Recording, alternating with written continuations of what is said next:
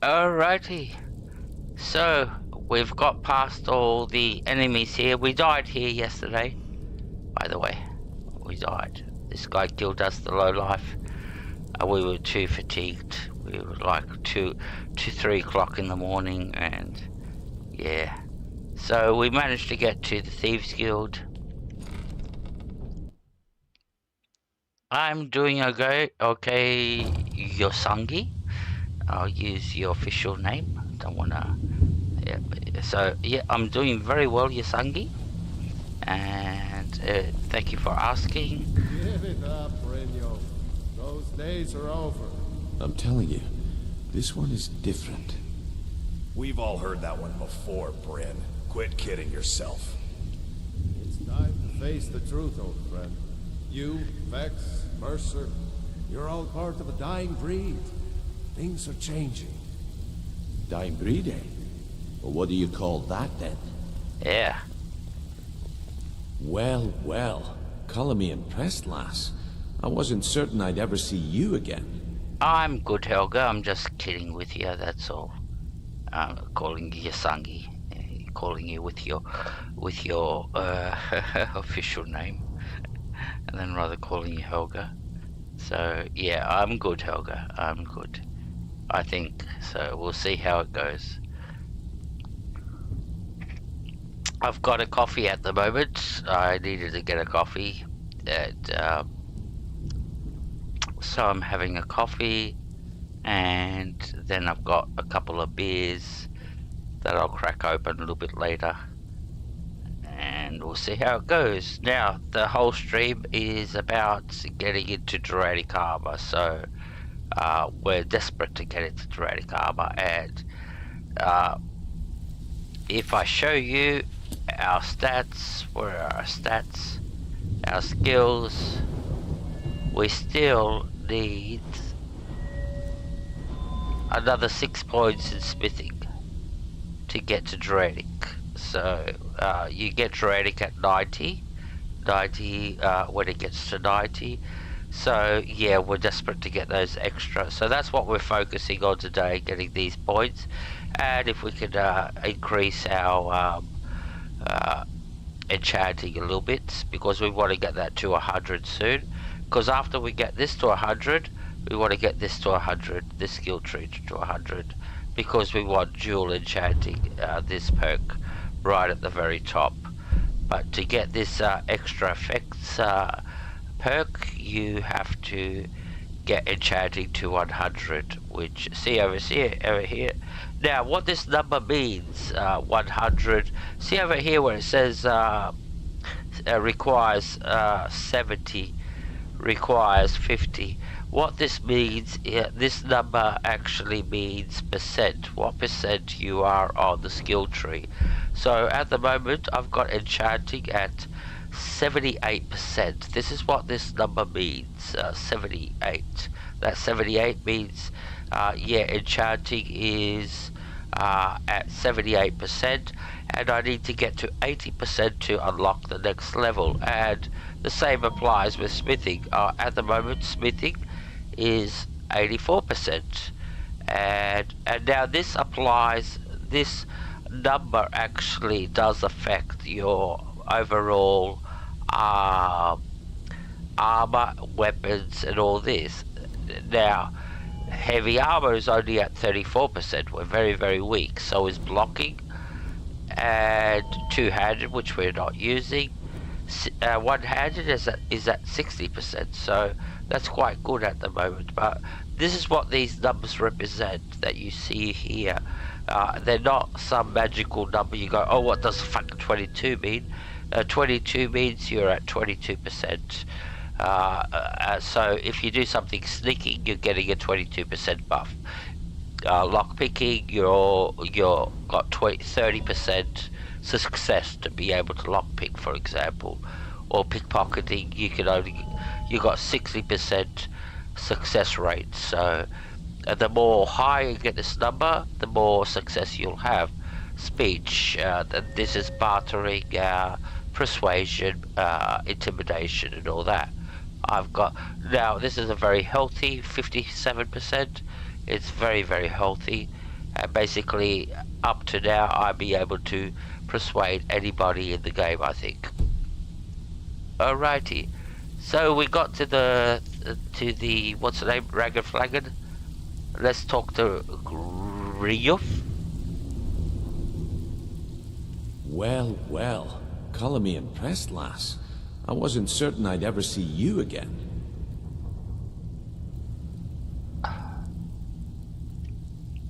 Yeah, it was a cinch getting here. Getting here was easy. Reliable and headstrong? You're turning out to be quite the prize. So, now that I've whetted your appetite with our little scheme at the market, how about handling a few deadbeats for me? Deadbeats. Deadbeats, what'd they do? They owe our organization some serious coin, and they've decided not to pay. I want you to explain to them the error of their ways.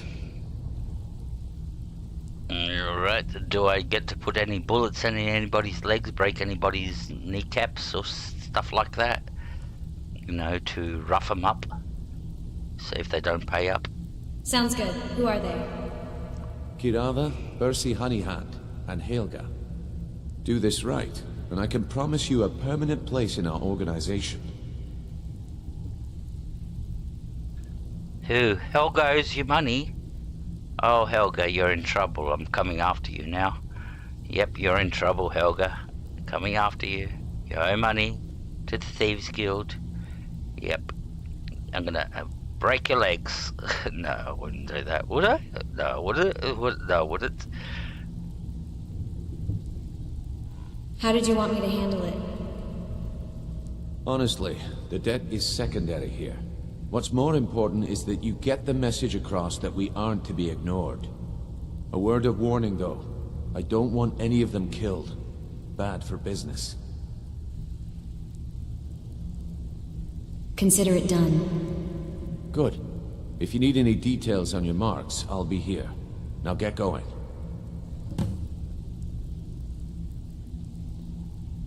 Okay, so basically we have to do 3 little tasks for collect some money. Yeah, Helga, you're in trouble. I'm coming for you. Yep. You're that woman that sleeps around Riften. Remember we did the quest getting all those marks of the Bella? We know all about you. See, Helga, here, you're in the game, Helga, fuck. You had the marks of the Bella, now fuck, Helga. The dirt is coming out on you. Any tips about Kirava? Kirava's stubborn, but she's got a soft spot for family. Talk to Talon Jay at the Bee and Barb, and see if you can get something out of him. They're well acquainted, if you catch my meaning.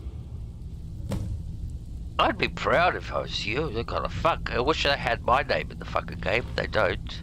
Like, not my, like Saab, but my real name. They go like, beep, you know. Yeah, you're famous. Here, we're talking about you here. What's Helga's story? What's Helga's story? Helga is a devout follower of Dibella and dotes over the statue to the divine that she keeps at the bunkhouse. Use it as leverage, and she'll cave. Yep, in AKA she is a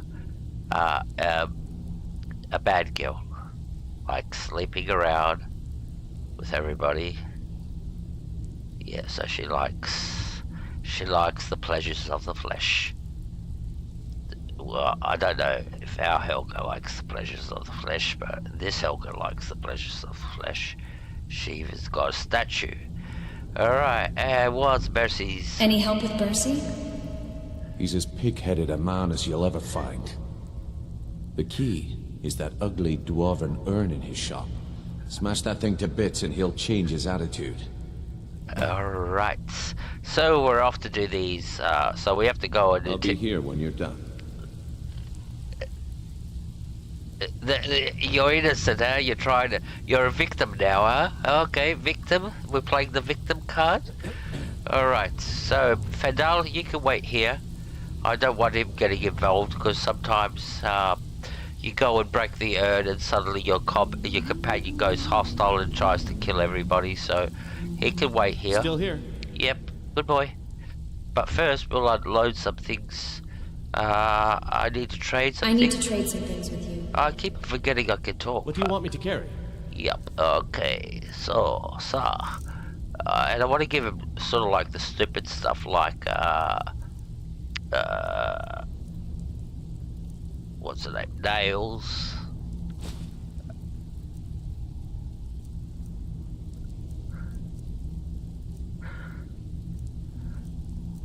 What else? Is there anything we can give him here? Soon he's going to be getting up our upgraded Orcish armor. He'll be able to get upgraded to Orcish because we'll start making our ebony armor. But at the moment, I think we'll just leave it at that.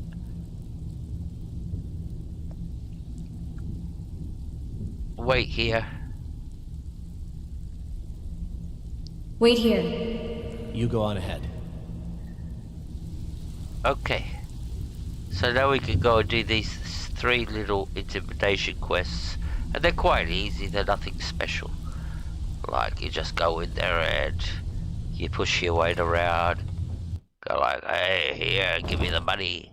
If you don't give me the money, I'm gonna destroy your place or something. Like with Mercy, you start smashing his place.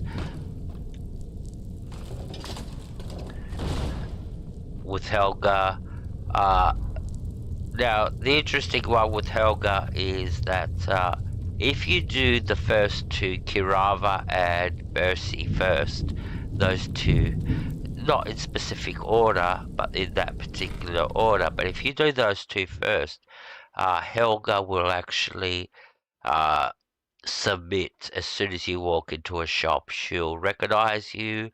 She'll recognize that you're from the Thieves Guild, and she will start begging you to take the money, basically. And you'll see that happen right away. Alright. The good thing is it's daytime, and that way we can go and talk to all these people. Jewelry with legendary Argonian craftsmanship. Ooh, butterfly. Got a butterfly and another butterfly. Pretty butterflies. Alright, so first person we go to is Mercy. Or should we? Beautiful baubles and gleaming gems. No, we're going to. Over here. We'll come to the beer bar. Come to Kirava first. And the way to do Kirava is. I'm glad that my microphone's not muted because I'll be talking to myself. But the way you get this to really work good is you talk to him first. What do you want? You talk to him about his wife. You might want to talk some sense into your wife. You might want to talk some sense into Kirava. With the rumors going around about how poorly your guild's been doing, she's become much too bold. I'm not that foolish. The last thing I want is a war with your people. Then help me convince her to pay. Look, I'm only telling you this because I care for her. Don't mistake this as acceptance for what you do. Kirava has some family at a farm just inside of Morrowind. If you mention you know about it, she might just listen to you. Just please don't harm anyone. I couldn't bear the thought.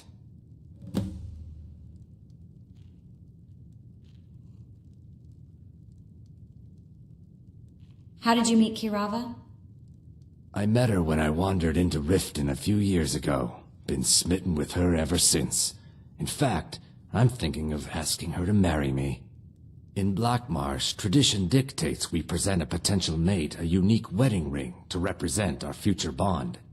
I already have the gold band, but all I need are 3 flawless amethysts to complete the setting. I could find those for you. I was hoping you'd offer. I didn't think it was my place to ask such a favor of you. I thank you. Alright, so that's a little side quest that you get from him, and basically he wants you to go find 3 flawless amethysts, Now you don't have to find them in the, by mining or that. You can actually go buy these flawless amethysts. They cost a fair bit, but yeah, when you bring him 3, he'll give you a reward. And what he gives you, I'll spoil it now because the reward's not that. He doesn't give you anything spectacular. He'll give you 3, 4, 5 drinks. His special recipe of drinks, and you get the recipe to be able to make those drinks.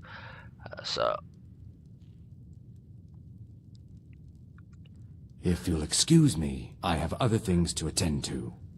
Now this guy is a mage. You could actually hire him as a companion. We don't want him. For the moment, we got Fidel. We trusted Fidel's abilities. Where is he, by the way? Oh, Helga, do you remember where I told him to wait? Here for a room or something to drink? Show me some coin first. Because I told him to wait somewhere, but I don't remember where I told him to wait. Are you ready to pay off Brynjolf? Are you ready to pay Brynjolf Oh, what that's you owe? right. He's in the Rag and Flagon. All right. No, cool. and I never will. Now get out of my inn. There's nobody else to talk to, so... Maybe I should visit that farm and borrow it. Yep. I'm getting aggro here. Maybe I should visit that farm in Morrowind. How could you possibly know about... Please, my family means too much to me. Don't hurt them. Your husband was... your future fiancé was quite willing up front about it. So, yep, he didn't have a problem betraying you and snitching on you. So, yep, pay up, please, so this doesn't get nasty. Then pay up and I'll forget about it. Very well. Here, take this back to Brynjolf and tell him he'll have no more trouble from me. Good little lizard. That means we don't have to turn you into a pair of boots or a handbag. That was racist. Alright, we're off to see Bercy. But first we go and see this guy, see what you got. Come to see Balaman perform miracles with steel, eh? Yup. What do you got for sale, bud? What have you got for sale? Looking to protect yourself or deal some damage?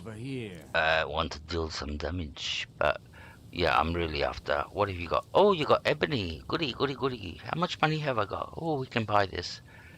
And it's getting cheaper. The more my speech goes up, the more the prices go down. So that's the equation with I'll show you. Remember, I'll show you. nothing but genuine fire salts. Skill trees. So when we're talking about speech, this number determines the price of discount that you're getting also. So the higher this number goes, the lower the price. And I'll show you, I'll give you a very good example. At the moment is, remember the number? It's 57. Okay? The Forge knows the difference. It's 57. So we're going to come to the beggar and we're going to give him some charity. Please, I need but a septum. A septum is all I ask. Is that so bad? Alright, so here, have some gold. Jewelry. Oh, Legendary thank you. Argonian craftsmanship. Divines bless your kind heart. So when you give some gold in charity, you actually get a blessing. And a lot of people don't do it because they go like, oh, it's a waste of time. You know, I don't need to give 5 gold. But what happens is, let me bring up my skill trees again now. And we're looking at, remember where this was 57? Now it's 67. And basically what's happened is I get an extra 10% from giving those 5 pieces of gold to the beggar. So my real, you can see here if I come into the skill tree, onto the actual skill, it says 57, but The 67 in green shows that I've got a 10% buff. So now how's this work? Now I'm at 67%. So when I want to buy... over here. What brings you to Ballamon today? Repair? Purchase? Now that I want to buy those same items that What I have you was got for sale? looking at before, Looking to protect yourself or deal some damage? which was the ebony, you'll see the ebony is much cheaper now. The ebony has dropped by 20% in value, so it's now it's gone from 380 down to 360, and this is cheaper. Everything is cheaper by a good, what is it? I don't want to do the maths with my head, but yeah, at least 20%. So that's how that works, the skill tree, and how you can use the skill tree to your advantage. And like I said, the more you sell, the more your speech will go up, and the more cheaper things will become. So we're going to buy all this stuff. We want it now that we've done all this. So take advantage of it. Take these, and that's about it. Remember, nothing but genuine fire salts will do. The Forge knows the difference. Now we're not making any ebony armor or anything like that. We'll just make... Buying and selling fine jewelry here. All meats guaranteed. Protect clean yourself and free right. from Buy rock armor from We Draconic. could make an ebony bow. Not just yet. See if we can make... Ooh, we can make some rings and stuff like that.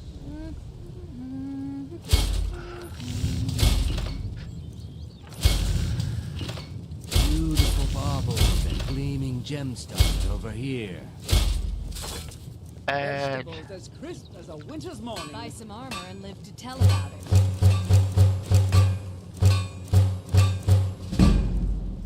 Jewelry with legendary Argonian craftsmanship.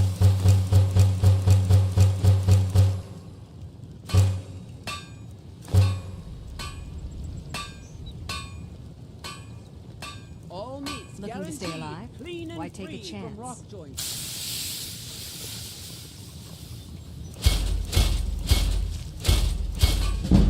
Buying and selling fine jewelry here. Alright, we're at level 86 in smithing. Good. Protect yourself right. Buy armor from Draconic. Come to see Ballamon perform miracles with steel, eh? I will just want to sell some things. What have you got for sale? Beautiful baubles and Looking to gleaming protect yourself gemstones or over deal here. some damage? I really want to deal with damage, but I want to sell some stuff. Alright, let's sell all the shit that we just made. So, get rid of the bows. We could have enchanted this shit. We could... That's alright. We'll do that. We'll enchant all the shit later. So we're going to sell everything that we got now. We can destroy this at the enchanter's table. Get rid of these leather armors, and get rid of this steel shield. Cool. And what have we got in here?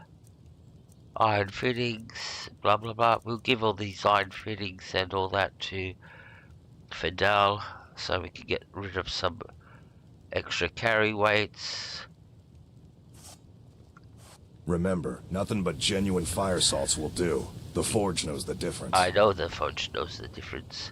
Alright, let's go to our second victim, where this is like Fight Club. Yeah. Hi there. So, can I interest you in anything today? I want to break your shop. I have a message from Brynjolf. I have a message from Brynjolf. What? Oh, it's one of you people. So Brynjolf doesn't even bother to show up himself anymore, eh? What's this message? What do you mean, one of us people? My pronouns are she, her, And I demand that you use my pronouns, one of those people. What are you talking about? That's racist, and your what's her name? Oh, fuck's sakes. Yep, yeah, I'm simply don't pay the money so I can get the fuck out of here. Simple. You don't pay, bad things happen.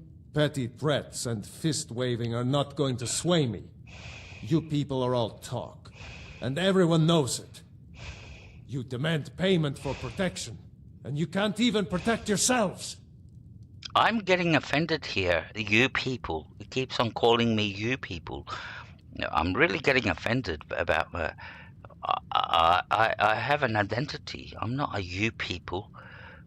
What's he talking about?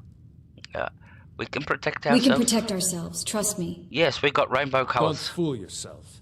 It's only a matter of time before you people are run out of... There you go, you people. Fuck, I had enough of this. I've had enough of this. I'm gonna break his shop up. You got the option to fucking beat the shit out of him if you want to, but... Yep, so... Yeah, I had enough of this. Where the fuck is Claude, you know what I mean? When you need him, some backup. I bet you he's fucking forgotten about that. Yeah, streaming tonight, buddy. I'll be there at 9 o'clock. Yep, I'll be there. He's fucking forgot about it. Alright, you people, fuck. I had enough of this discrimination against us alphabet. Alphabet people. I'm the S in the LGQBTWS, whatever. Fucking, I'm the S plus. Legendary. The plus, that's what the plus means, legendary. I've had enough of this.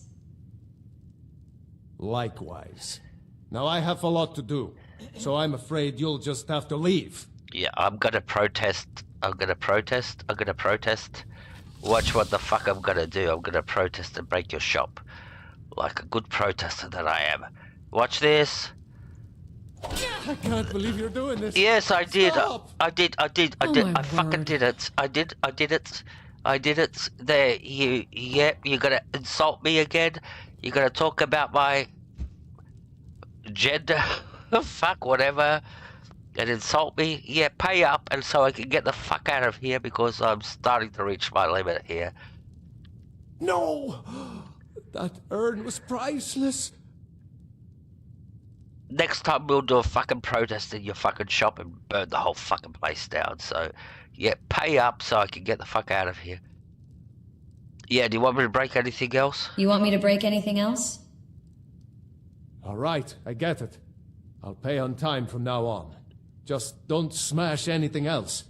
Here, take your gold, and leave me in peace. Ha. The LGQBT always wins. We just hit a tantrum and everybody goes, oh please leave me alone, don't call me racist, don't pick on me. Here, what do you want? I'll call you whatever you fucking want. You want to be a two-spirit penguin? Yeah, you're a two-spirit penguin. Alright, let's go see Helga. There, Helga, we're coming for you now. See, Helga's Punthouse. Yeah, that's the easiest way to do it, to break the vase. There's Helga. She's pretty. She's the local beep of the of Riften. No association with our Helga. Our Helga is a very good girl. Hey, Ronin, good to see you, mate. Good to see you. Thank you for dropping in. We're talking about Helga. We're about to intimidate Helga and rough her up to get some 100 credits from her. Good to see you, bro. Thank you very much for dropping in. You're a legend. And Helga, I've got a Helga in the stream. That's Yasangi. She's my own personal Helga. Nothing to do with the slut that we're talking to, because the one we're talking to is my Helga's not. Fuck. I'm really making a mess out of this, but yeah, we're talking to this. I've lost my train of thought with Helgas. Too many Helgas. All right. It's you. Please, don't hurt me. No, I'm not gonna hurt you. Good to see you, bro. I have a message from Brynjolf. I have a message from Brynjolf. I know who you are. You've been terrorizing the entire city. Please, there's no need for that here. Message understood. Here, I even have the payment. So if you do the other two first, she actually just caves in right away, and you don't have to steal the statuette. There's a statue over here somewhere where you can steal it and then bribe her. I think it's in her bedroom. Where's the statue? Somewhere. Anyways, there's a statue of Debella, and you can steal it and then bribe her with it. But if you do the other two first, she always caves in. So, alrighty. Helga, if you could put Ronan's channel in the chats, be well appreciated. Thank you very much. I've got a secretary, she does like things for me. Even goes to what's the name, to Terra Brewing, gets me coffee, so yep. Hey, put some drinks in there in the chat for me too, Helga. Why take a chance? Yep. All comes with legendary Argonian. all comes out of her pay. Yep. Alrighty. So we're off to hand in the quest. We get Fadal back again. And we're getting closer to the milestone of smithing 90, where we can start making Draconic armor. The problem is we still haven't got enough. Thank you very much, Helga. You're the best. I really appreciate it. Thank you very much. You're the best. And please, everybody, I don't know how many people are here, but if you've not subscribed to Ronan, please do. He's a very, very good supporter of me and has helped me with subscribers and everything like that. So yeah, please jump over and please subscribe to show your support to him. He plays various games. He does play Skyrim, Fallouts, and then various other types of games, hunting games. My brain. Oh yeah, that Japanese game. What's it called? Ghost of Tsushima, and etc. etc. All right, so we're back. Where's Viryov? Here, Viryov. We're back. So, job's done, and you even brought the gold. Yep. Best of all, you did it clean. Yep, I didn't kill anybody. Dumping bodies and keeping the guards quiet can be expensive. Here's what they owed us. Well done. And it would seem I owe you something in return. Here you go. I think you'll find these quite useful. What's next, then? Judging from how well you've handled those shopkeepers, I'd say you've done more than simply prove yourself. We need people like you in our outfit. If there's more gold where that came from, I'm in. That's the spirit. Larceny's in your blood. The telltale sign of a practiced thief. I think you'll do more than just fit in around here. Now, if you've played Skyrim, you know that your character does not talk. I'm using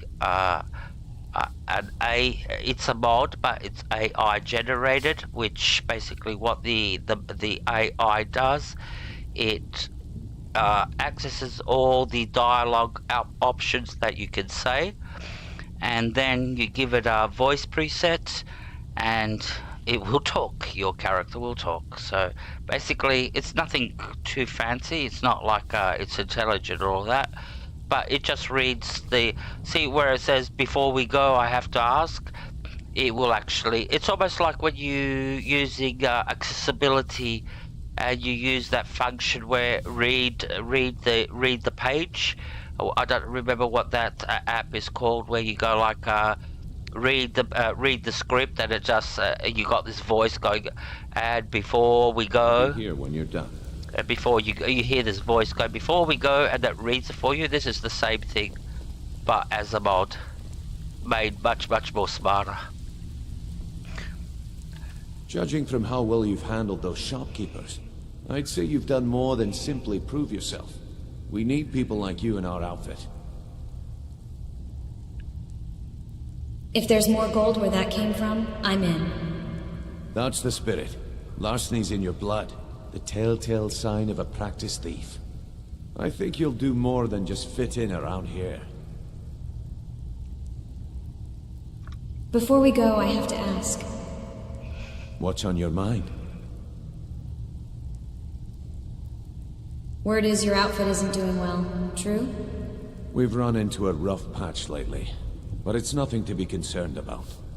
Tell you what, you keep making us coin, and I'll worry about everything else. Fair enough?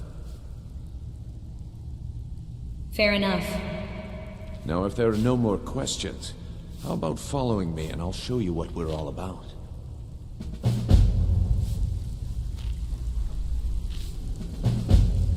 Alright, so we're off to the inner workings of the Thief Guild. Let's take our helmet off, we don't need it on. Great mod. It's called Read the Room.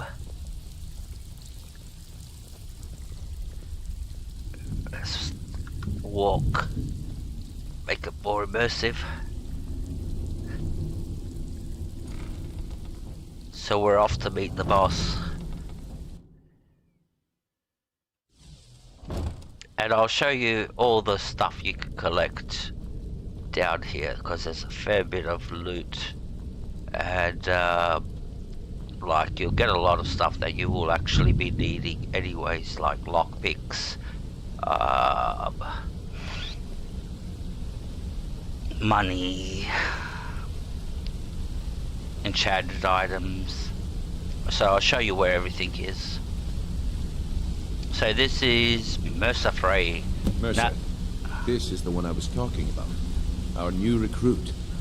This better not be another waste of the Guild's resources, Brynjolf. Before we continue, I want to make one thing perfectly clear. If you play by the rules, you walk away rich. You break the rules and you lose your share. No debates, no discussions. We do what we say, when we say. Do I make myself clear? Yes, you do, sir. Now, I'm using a mod that changes every single male character, especially the ones that are quest characters like Bulgriff, etc., etc., Talius.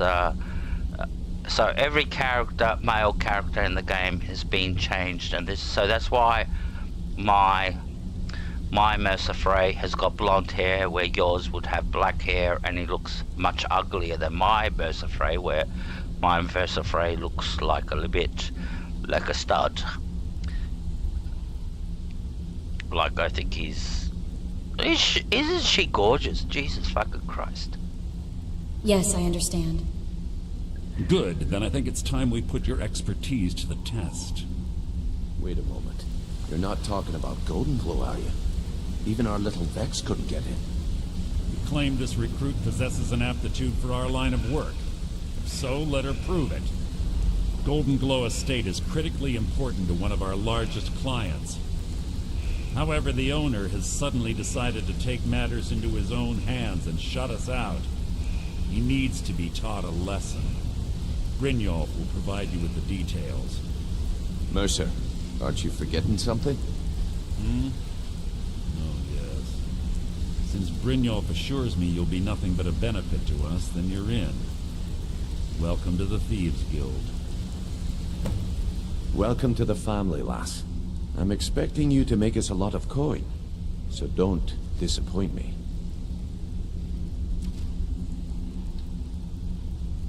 So how do I get my cut of the spoils? Simple. Do as you're told and keep your blade clean. We can't turn a profit by killing. You should talk with Delvin Mallory and Vex. They know their way around this place, and they'll be able to kick some extra jobs your way. Oh, and talk to Tanelia in the Flagon. She'll set you up with your new armor. Tell me about the Golden Glow job. Golden Glow Estate is a bee farm. They raise the wretched little things for honey. It's owned by some smart-mouthed wood elf named Arengoth. We need you to teach him a lesson by burning down 3 of the estate's hives and clearing out the safe in the main house. What's the catch? The catch is that you can't burn the whole place to the ground. That important client Mercer mentioned would be furious if you did. Makes sense. Aye. The last thing we want to be doing is crossing our clients. What should I do about Arangoth? Maven prefers that Arangoth remains alive, but if he tries to stop you from getting the job done, kill him. The Guild has a lot riding on this. Don't make me look foolish by mucking it up.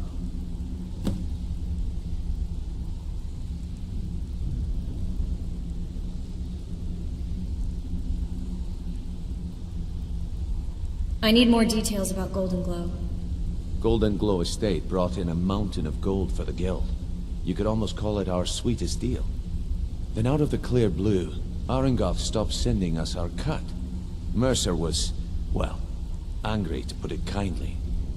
So we send in Vex and find out he's hired a bunch of mercenaries to guard the place. Mercenaries, not Riften guards? Aye. Arangoth sent the city guard packing and fortified the entire island. In fact, Vex barely made it out of there alive. You should talk to her about it before you go.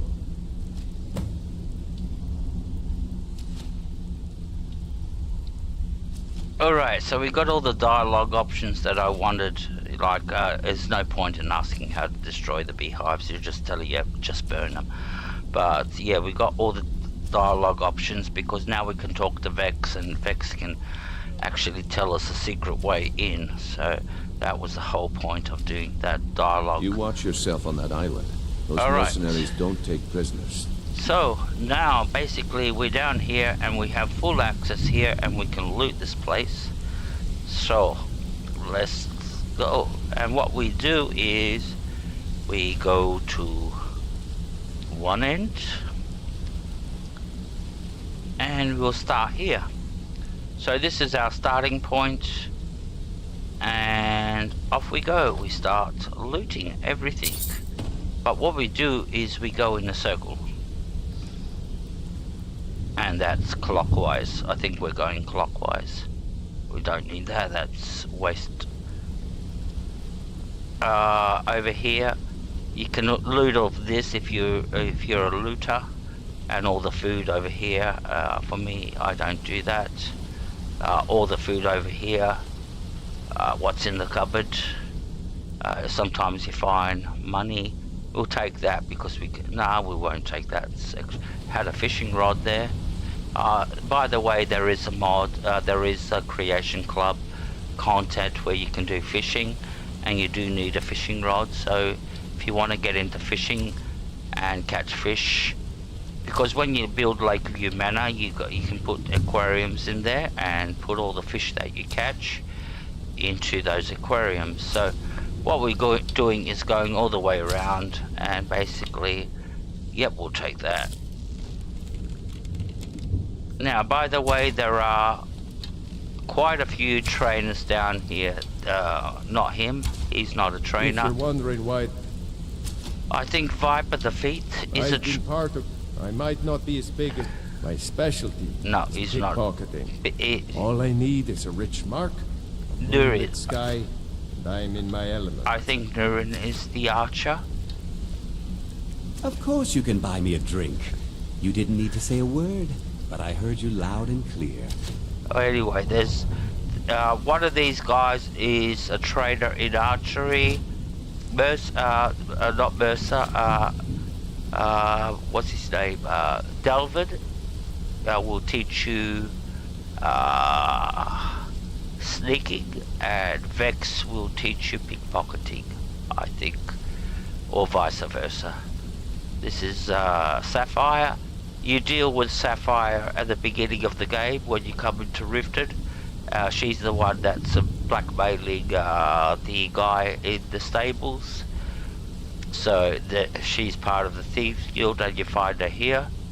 So we'll continue our journey, and we're just looting everything as we go along. Now, very important, over here you will actually find a pair of Thieves Guild gloves. We picked those up. There's a hood, a Thieves Guild hood. Now these have got all enchantments on them. And over here are the boots. We'll open up the chest. Now, I've never found the fourth piece like the armor piece. So, I think the armor piece is somewhere here in the water, but I've never actually ever found the armor piece. So there's 4 pieces, you only find 3. So, now, if you want to sit there and search longer, so as you can see, there's a lot of lockpicks in these chests, like potions, lockpicks, arrows, gold, and everything adds up. Basically, we're getting to the end of our... So, we've reached the end. We reached an empty chest. That means we've done the full circle. Alright, haven't opened up every side table or that. But yeah, we reached the end. Alright, so we go to our next destination in this place. And it's over here. There is... And right away, as we come in here, there's a skill book. Advanced lockpicking, and this is one of the only places you can get a skill book. As lockpicking, of course. And we'll take that, and then you'll get yourself another set of Thieves Guild armor. They're the gloves. The hood is over here on this table. But here you will get the complete set. The boots are over here on there. And right at the top is the top armor piece. And I'll show you what they look like very quickly.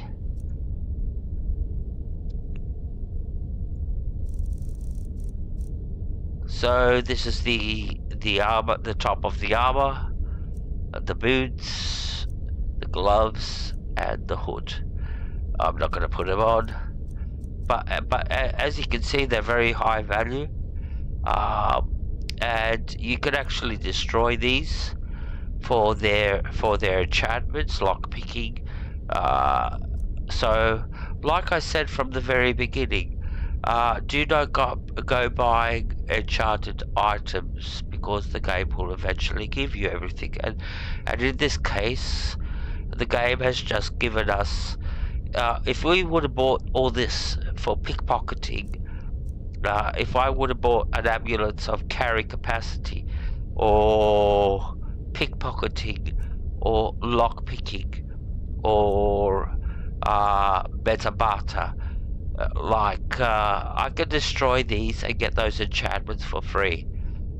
So you don't really have to go and buy these, because if I would have bought all this stuff, it would have cost me at least put 1,000 credits each, just to be cheap. So, hey,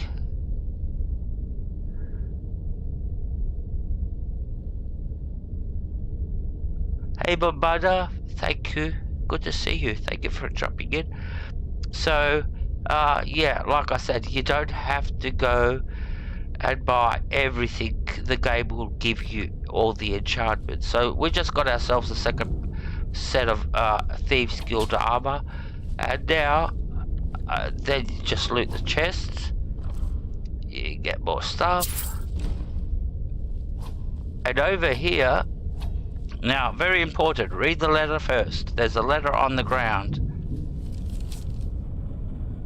and basically this tells you that you can actually go through training with these chests, and there's 1, 2, 3, 4, 5 chests, and they're all, so it starts Novic, Apprentice, that's a Master chest, that's Adept, and that's Expert. So it's got every single level, and your job is to unlock every single one of them. But the problem with these chests is, you know how when you normally try to open up a chest and you break the lockpick, you remember, and you can go straight back to the last position you broke the pick at, you know, where that you were trying to find that sweet spot. With these chests is every time the lock actually sort of like resets. So where you knew that you could go, I'll try to show you. I don't know if it'll work with these low ones. All right, because these low ones. Right, that was easy to open. What do we want? We'll take everything. Alright, so that's apprentice. Let's see how many we can unlock.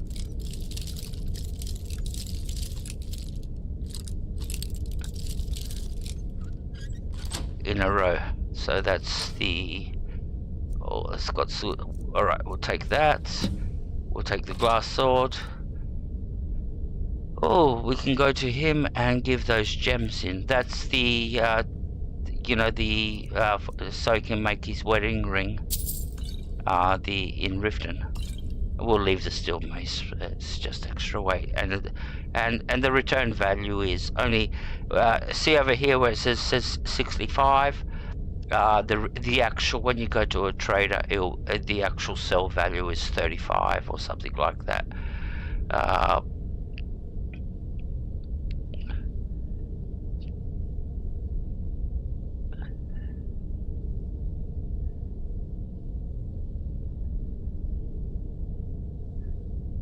Okay, so let's continue. No, we're not going to go right to the master yet. But experts, the next depth. So that's the next level. Let's see how we go with this one.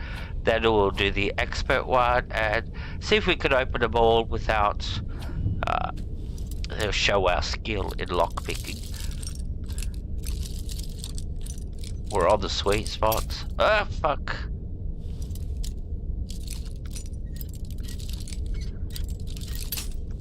Yep. And this is where it's... See how I just ran? Where after the pick broke, that means it's reset. So we have to search for a new sweet spot now.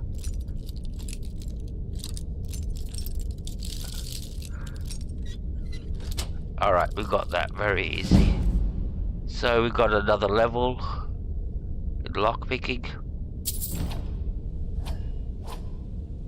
And now we've got the expert one.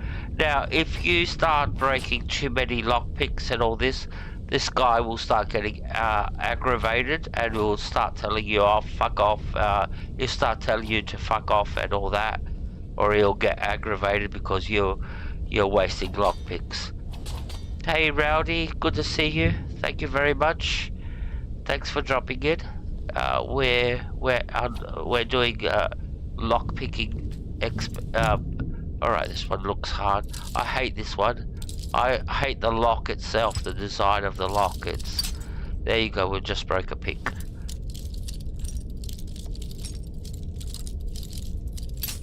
Yep, that's reset.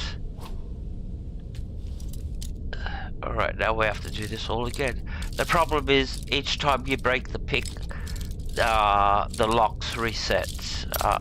See, that's reset again, so even if we knew where the sweet spot is, it's reset now, so we have to start looking for the sweet spot all over again.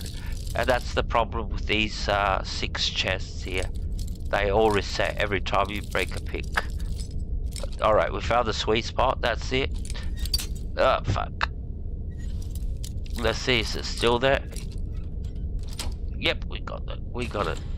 Alright. And the last one we got is the master. There we go for the master one. Hey Master Grounder, good to see you too. Thank you very much for dropping in. I really appreciate. Oh fuck, mate, what's going on? Oh fuck. Got so many people in the chat. Thank you very much, everybody. Yeah, it's me that you met in chat in No Magics and other chat rooms. So Yeah, thank you very much everybody for dropping in. Alright, last chest. Let's do the master one. See if we can unlock this one. We have to find the sweet spot. I think it's there. Getting close.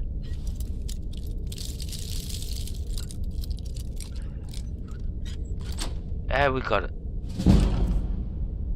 And we just leveled up. So, that's everything you can collect down here. In the... What's the name? In the Thieves Guild.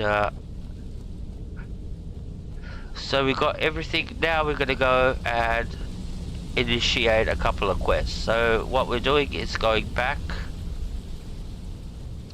You're the best, Helga. Thank you very much. Please help out everybody. Put their what's the name channels up and everything. I am. Yep. I do believe. Oh fuck! I don't know what I want to say, but yeah, help everybody out. That's the major thing. Everybody helps everybody out. That's what I'm trying to say, in simple words. So, all right. So now we can start a few quests. All right. For now. We heading out? Yep, we're going out. Follow me. Follow me. Let's get going. I keep on forgetting that she can talk now. Alright, Delvin. Hey, this guy's cool. I like the way he speaks. He's like out of a movie like, you know, the Italian Job or whatever. Brynjolf, eh? Let me guess. He just plucked you off the street and dropped you into the thick of things without telling you which way is up. Am I right? Yep, he's out of the Italian Job. I know what I'm doing. Lying to my face isn't going to win you any favours with me. I can promise you that.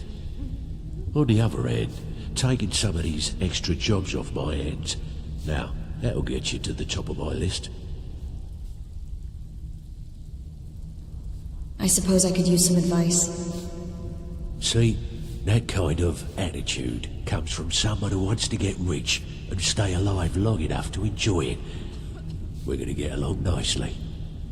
So, if you've got the nerve, I've got plenty of extra jobs to help get the guild back on its feet.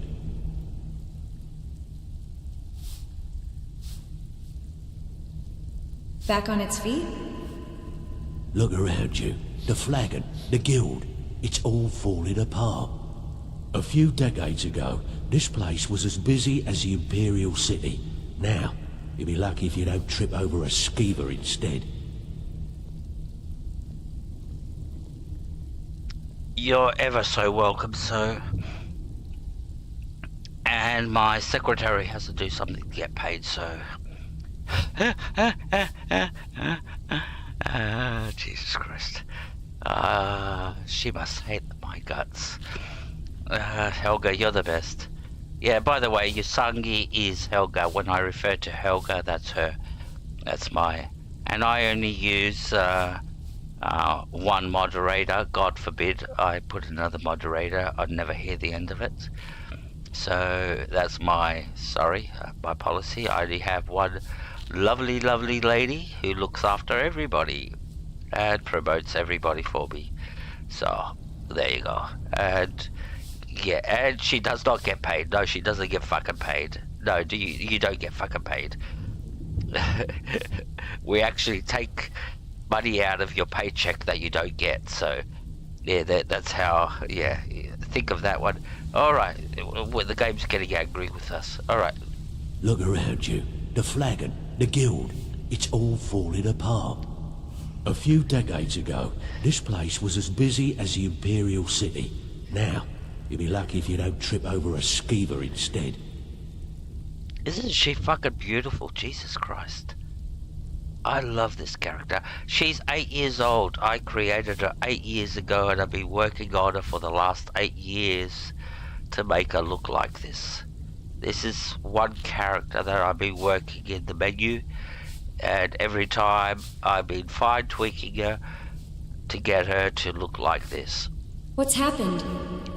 Look, I know the others think I'm a bit daft for saying stuff like this, but I'm gonna give it to you straight.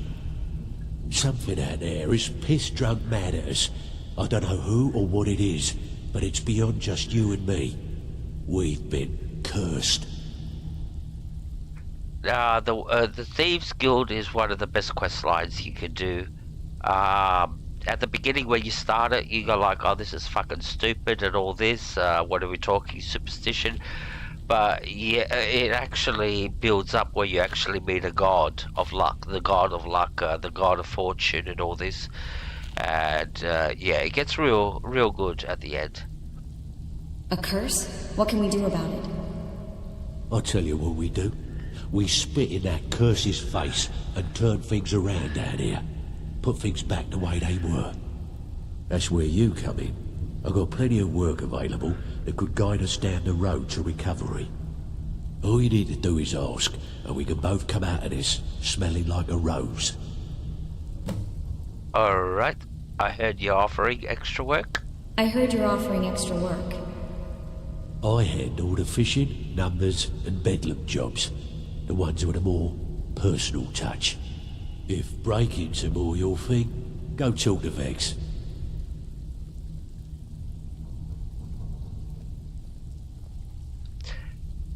Now, honestly, I would not be able to tell you what these two jobs are, the fishing jobs and the bedlam jobs are, because I have not done these two jobs for the last 6 years.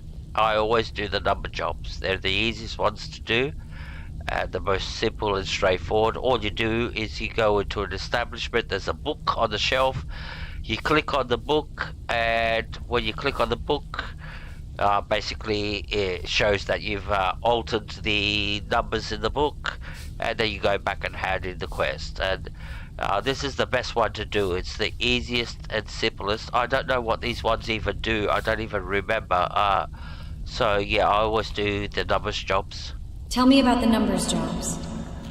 Most of the establishments in Skyrim keep their transactions recorded within business ledgers. Your job will be to change the numbers in those books so the shortfalls from our other jobs look legit. Feel like doing a bit of writing? Yep, I do. I'll do it. Just keep your eyes open and your mouth shut and you'll do fine.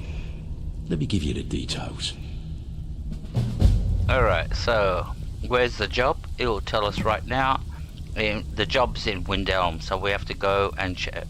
So it really depends the location and how accessible and how guarded this book is. Like sometimes the trader might be up on this book 24/7 and you have to find a way to get to this book without getting caught. So, what's happened to Vex? Vex, you've merged with the furniture. This is actually a visual glitch, but everything will still work. We can still talk to her, but this looks weird. You're embarrassing me, Vex, in front of everybody.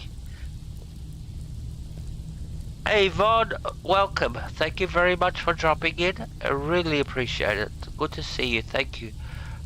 Before we begin, I want to make two things perfectly clear. One, I'm the best infiltrator this rat hole of a guild's got. So if you think you're here to replace me, you're dead wrong. And two, you follow my lead and do exactly as I say. No questions, no excuses. Vex, you're embarrassing me in front of all my viewers. Hey, take it easy. Stop merging with the furniture. What do you think you are, a transformer or something? Hey, take it easy. Easy, huh? So, should I just hand you purses of coin, or are you gonna work to earn your keep? Let me give you a small bit of advice. Nothing in this line of work is easy. If it was, every dreg in the Ratway would be robbing Rift and Blind. Alright, Bucket Girl. If something's being handed to you on a silver platter, then there's a catch. Steal the platter instead. You get it? Yep, Bucket Girl. I'll keep that in mind. Why is your head like a bucket? I'll keep that in mind. Then we understand each other. Good. Now, it's time to get your feet wet. And I don't want to waste a lot of time talking about anything but business. Alright, what sort of business? What sort of business? I'm not gonna sugarcoat it for you. We're in a bad way down here. Oh, you have to play this game. This is amazing game. This is amazing game. It's... what is it now? 12 years old? Maybe on the way to 13? But it's one of the best games that's ever been made. You have to play this. You'll love it. You'll play it and you'll never put it down. Any idea why? Who knows? Old Delvin thinks it's some kind of curse. I think he's crazy. If you want my opinion, I'd say it's just plain old bad luck. And the thing is, you get glitches with them where you can laugh. So, yeah, Bethesda games have glitches, like the one we're witnessing now, that Vex is standing in the furniture. So, but that's the funny part. There's the cow dropping out of the sky glitch, which is hilarious. I think they patched that up now. The cows don't drop out of the sky anymore. They fixed that one. So what can we do? You can get out there and start making a name for us again. But this is a glitch. Start fearing us like they did long ago. And while you're at it, make a little bit of coin on the side. Not a bad deal, eh? Alright, so Vex is another quest giver, and you can do jobs for her. She gives you 3 types of jobs, and I'll show you which one's the best one. I heard you're offering extra work.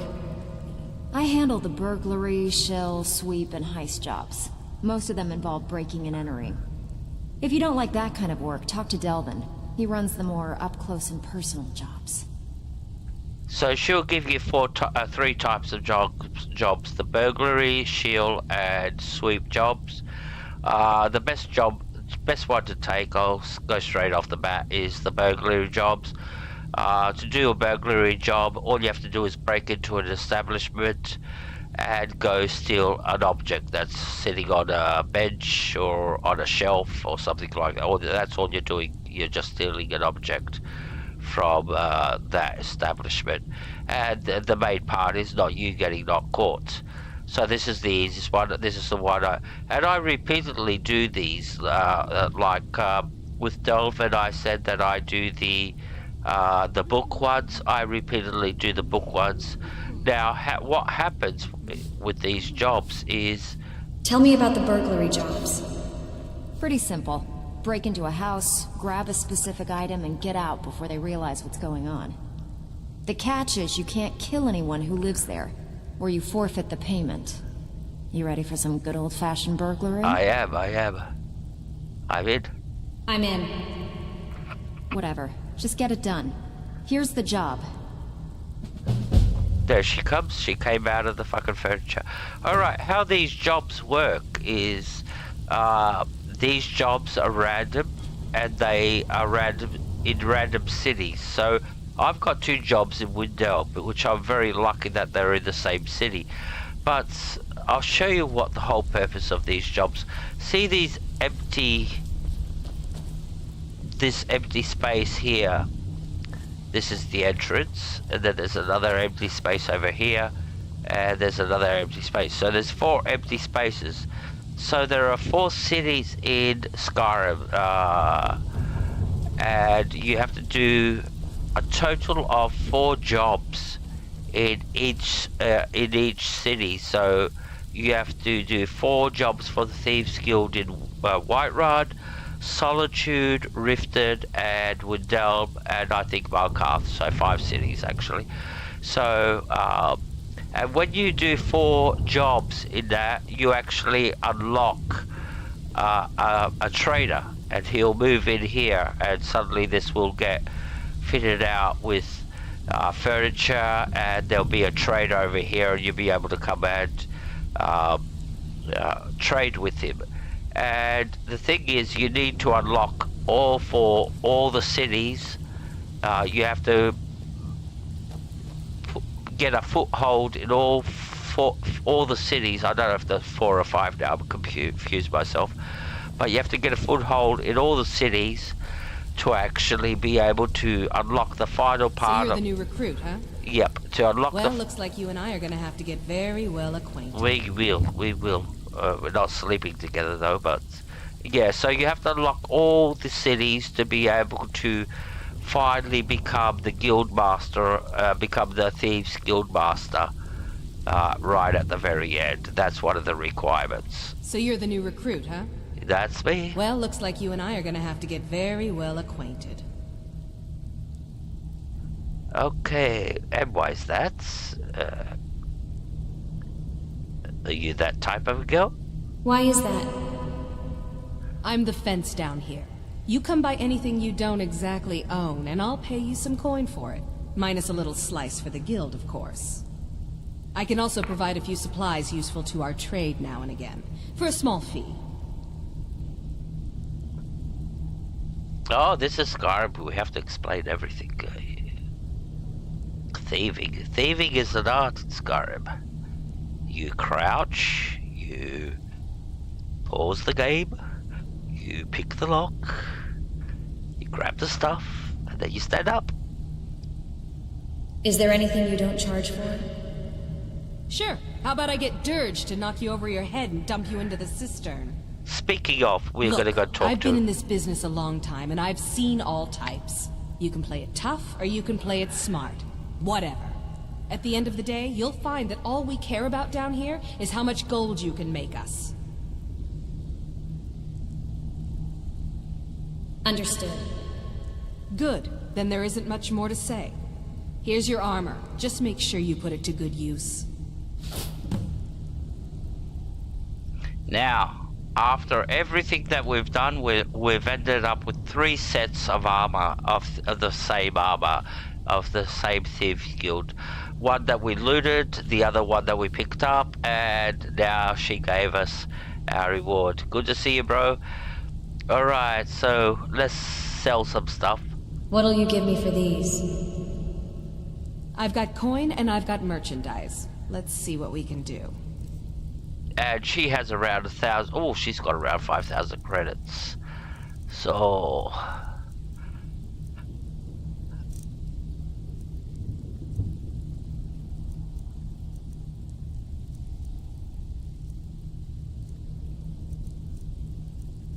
See, I don't buy, but my philosophy with enchanted items is I will not buy anything that I will not use myself. So, for example, they all look, oh, good. You go like, oh yeah, I'm gonna buy this, and then you go like, I'm gonna buy this, and then you go like, oh, I'm gonna buy this one. Yeah, I will buy the fire one because I do use fire damage. So I will, and it's but it's expensive. Too expensive for my tasting at the moment. I can get a cheaper one somewhere else, so we'll just pass on that one. But yeah, I don't buy, like I wouldn't buy this one, for example, absorb health. What this one does is basically with every kill you get some health back onto back to your health bar. But yeah, I don't use that one. Like I do use the fire damage because basically just about every enemy in Skyrim will take fire damage. There are very few exceptions, very few. Most of them are what's the name in the Dawn Guard DLC. So and Dragonborn. So when you're playing the normal game, yeah, most creatures, like a bear will take fire damage, and a giant will take fire, and etc. So yeah, it's the best one to have. It covers, I suppose it covers around 80% of the enemies you will encounter, humans and everything. Alright. What'll you give me for these? I've got coin and I've got merchandise. Let's see what we can do. Alright, let's sell some stuff. Get rid of these bow arrows. That's the... Now the thing is with Tonelia now, all this, you know, the one with the red hand, all the stolen stuff, you can sell it to her. She will take stolen, she's a fence, so she buys stolen items. That's a good way of getting rid of all your stolen goods, because other traders, they will not buy stolen items. Okay. Thank you very much, bro. Thank you. Thank you. Alright, let's get rid of this. Alright, we've got the gloves. We're gonna go and destroy these. There's another stolen item. There's another stolen item. And like I said, now we've got 3 sets of Thieves Guild armor. And we're just gonna load and just leave 1 piece of each.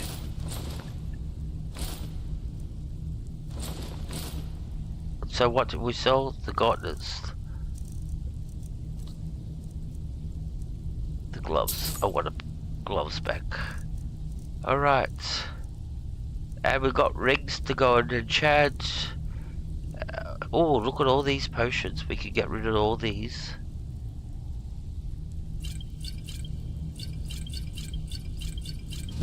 Oh, we're going to come out with a lot of money here.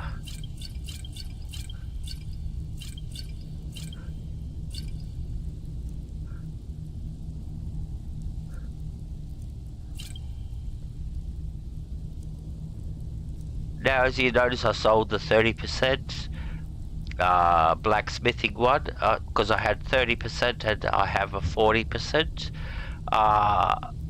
The reason I got rid of the 30% is because they don't stack.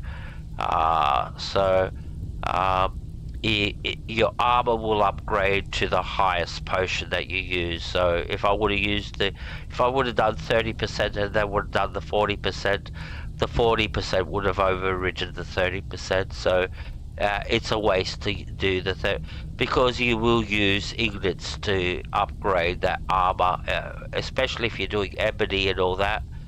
Yeah, you need to use ingots to upgrade, so you might as well keep the highest percent and just do it once on that highest percentage. Okay.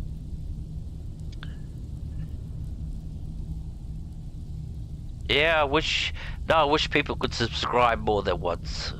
I'd subscribe to everybody 10 times if I could. Alright. Until next time. Until next time. Alright, where's Sturge? There he is. We'll talk to him, because there's a trick. Is Fidel out? I've got your back. I like how he says that, does that. No. Lead on. Alright. So we talk to this guy now. Dirge. Even if you're one of us, you better not make trouble. And there's a trick with him now that you talk to him about his brother. I met your brother. Maul? Yeah. That jerk works for Maven Blackbriar now. Left me down here watching this garbage heap. I guess he's better at all that talking stuff anyway. I just mess everything up. And then you talk to him, and then you ask him the question of why do they call you Dirge? Why do they call you Dirge? They call me Dirge because I'm the last thing you hear before they put you in the ground. Why? You think it's funny or something? No. But if you do the persuasion with him, and if you got high enough speech... No way. That name would scare anyone. Oh yeah? I think so too. You're pretty smart. Hey, here. Have one on the house. Alright. That increased my speech, that conversation.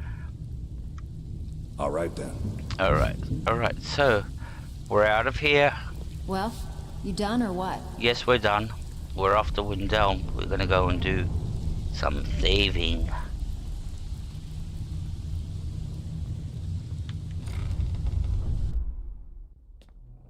Alright, we can level up. Let's level up.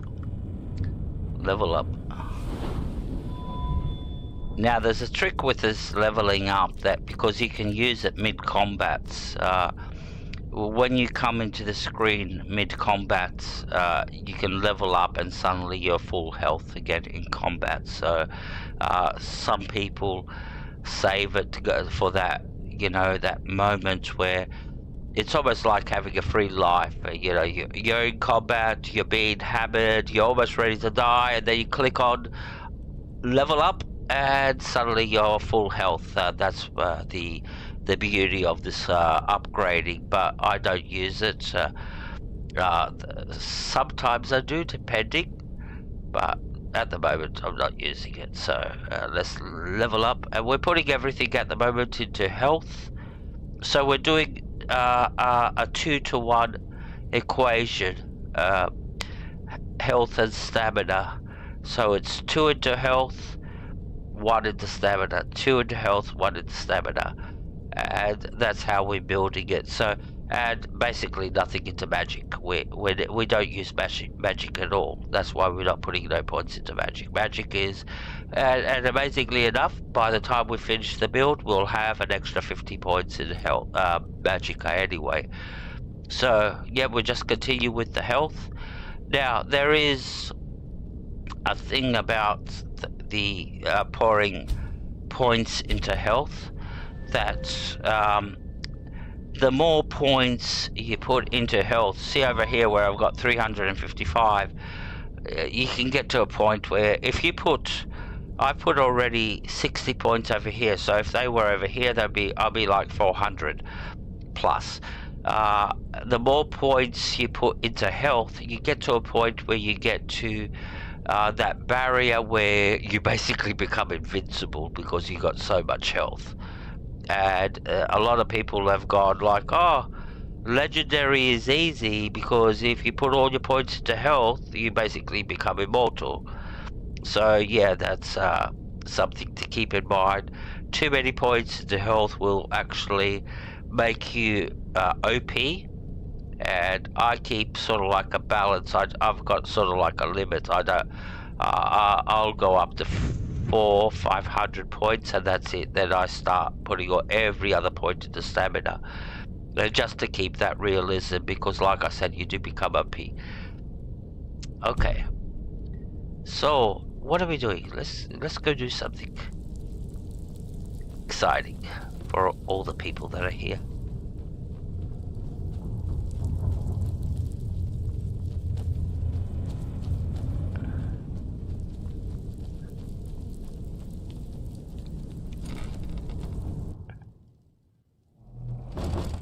So we're level 30, alright. Alright, I reckon. Yeah, I know, Helga, you play God mode. We're not going to talk about that. Helga does love playing God mode. So, alrighty, what have we got? What quests? We have to find something to do. So let's look. Not that button. This button, and no, not that button. This button. Yep, that button. What have we got? Burglary job.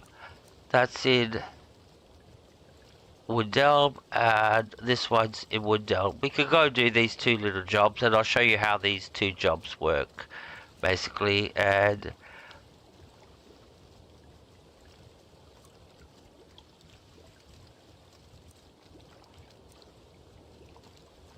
this one's glitched. Unfortunately, the Book of Love is glitched. We'll see if that unglitches later. Alright, what do we got? What do we got? What do we got? What do we got? Little map. See, the problem is I'm very picky. As you can see, I've got a whole bunch of quests here. But I'm actually, because I've actually played all these quests before, I'm very picky because I know that which quest I will go and get basically annihilated. So like, forget about this one, forget about this one. Forget about this one. Like, I at the moment I'm choosing all the quests that I do. The Golden Claw, that's the. What have we got here?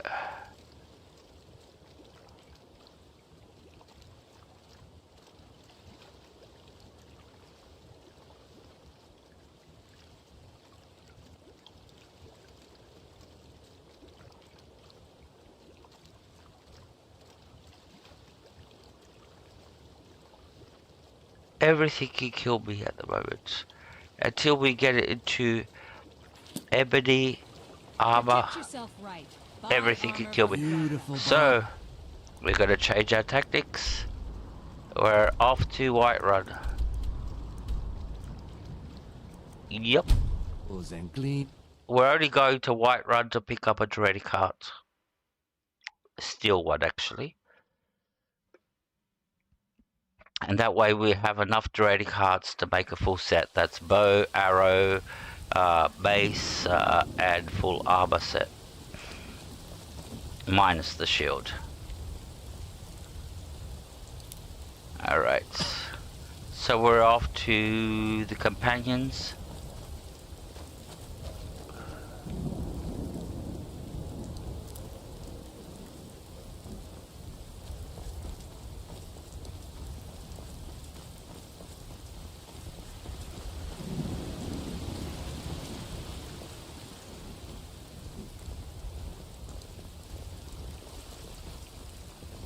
Let's go to the Shrine of Talos and let's pray. This is a mod, a brilliant mod, and that's another mod, the statue, that Talos mod. Usually the Talos is standing with a shield and everything. This is a mod that replaces the statue. I like this statue much better. Alrighty, now we're off to get a Daedric heart. We're off to steal one.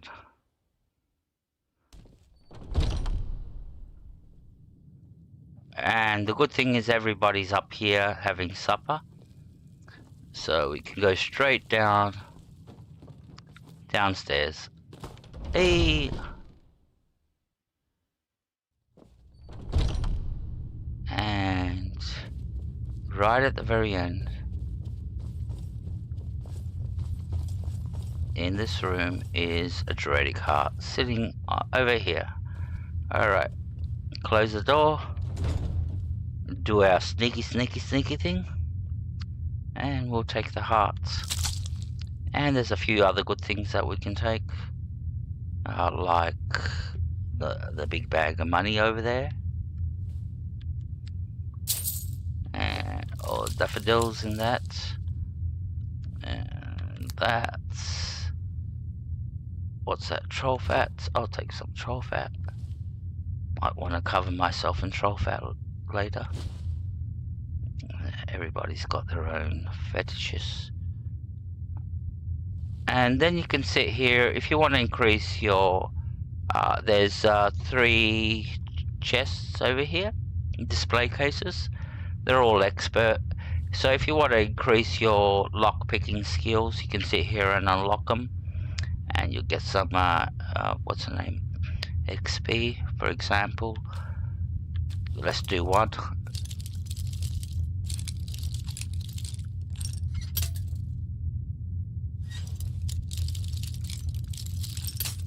Yep, that's 2 lockpicks broken.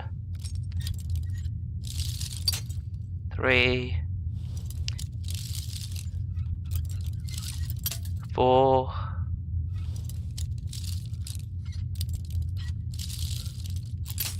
5.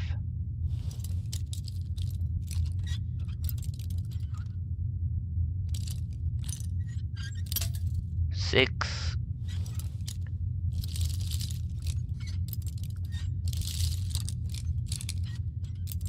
7.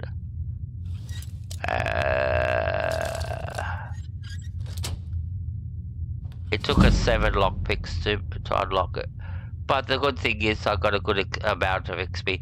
Because for every lockpick that you break, you're getting extra XP for every lockpick that you break. So if you break like 100 lockpicks, you'll get a massive amount of XP. It's not the one lockpick that will give you the XP. It's how many lockpicks you use. But I'm not going to sit here and... Although I do want to...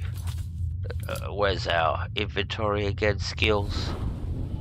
I do want to increase lockpicking. It's only 35, so And that's how you do it, just by unlocking everything. The more things you unlock, the higher the level. So if you unlock a master lock, you'll get more XP compared to a lower level lock.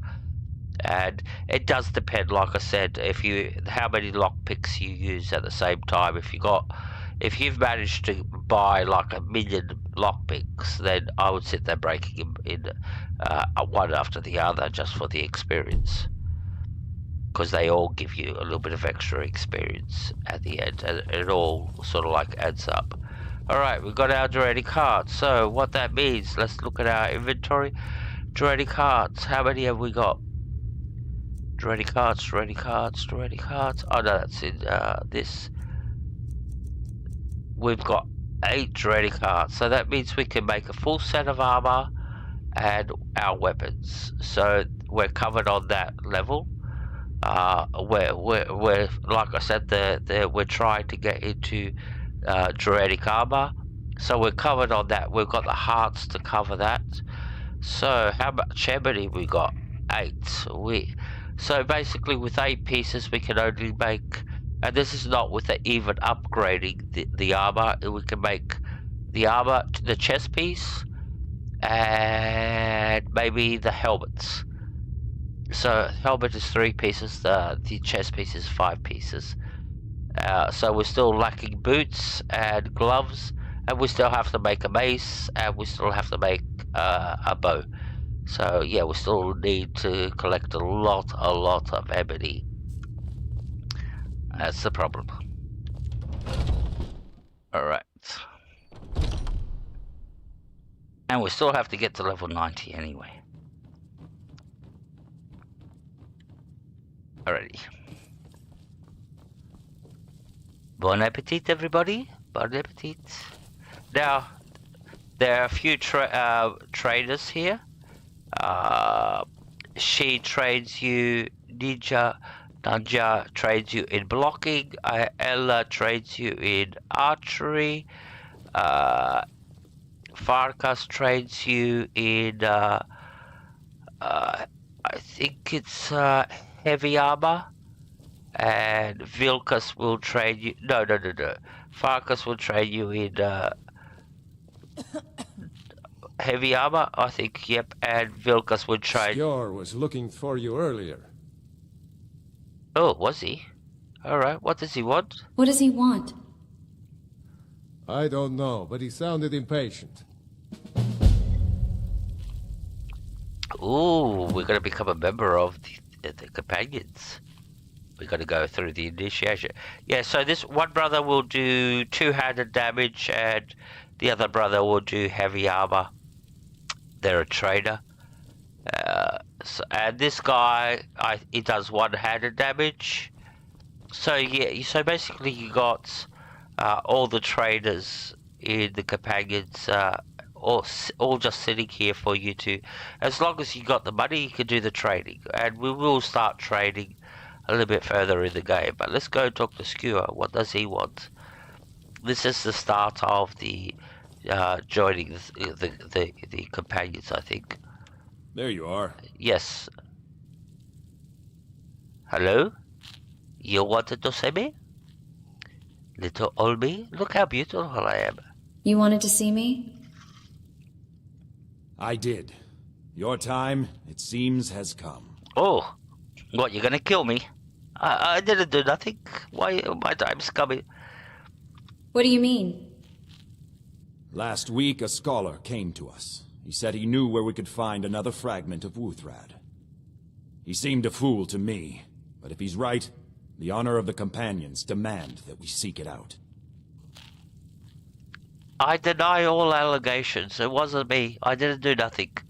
I wasn't even there. I was fucking streaming, for fuck's sakes. Don't. I wasn't the shooter. I'm not Luigi. What does this have to do with me? This is a simple errand, but the time is right for it to be your trial. Carry yourself with honor, and you'll become a true companion. Farkas will be your shield sibling on this venture, whelp. He'll answer any questions you have. Try not to disappoint, or to get him killed.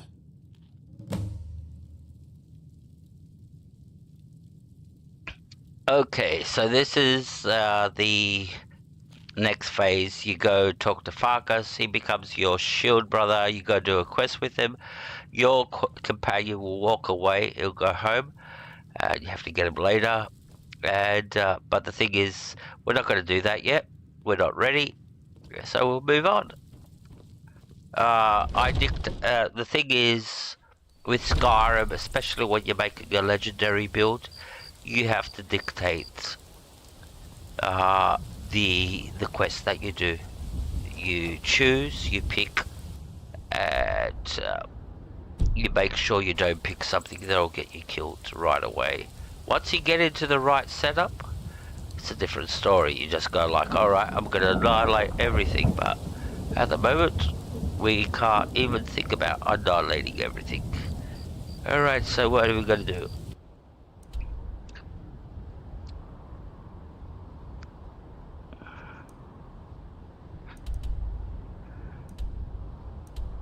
We could fill some soul gems and collect some more ore. So we're gonna do a little bit of roaming.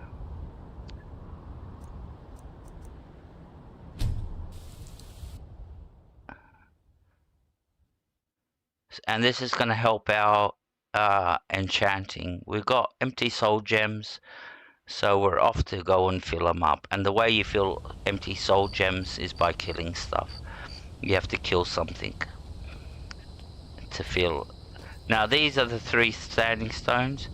This one increases your thieves abilities by 20%, magic, and warrior. I'm using the warrior at the moment. And at the same time we're going to do a little bit of mining.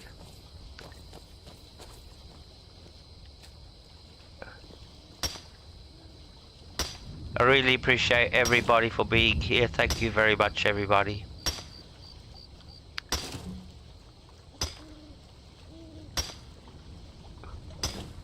Alright.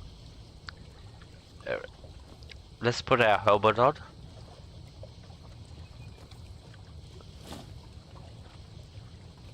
Yep, we're ready now. Now we can go across. Now we made a big tactical mistake that it's night time. I do not like fighting in the dark, but at the moment we sort of like know this whole area. So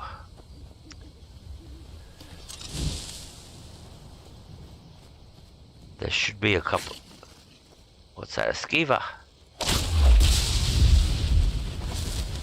So that purple light that you saw coming out is the soul of the creature I just killed, and I just filled. I've got a gem in my inventory, and I just filled. So that's what that purple light was. Now there's some ore up here.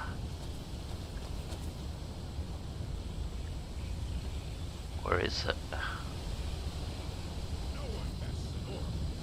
Oh, what's going on here? Ooh.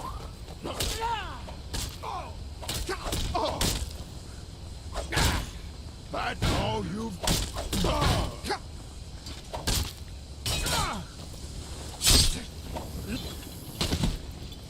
What are we playing? Settings. Gameplay. Yep, we're playing Legendary. No, the kill just looked too easy. I'm going, did I change the difficulty? Just to make sure. Alright, that means we're in good form. That we can do some damage.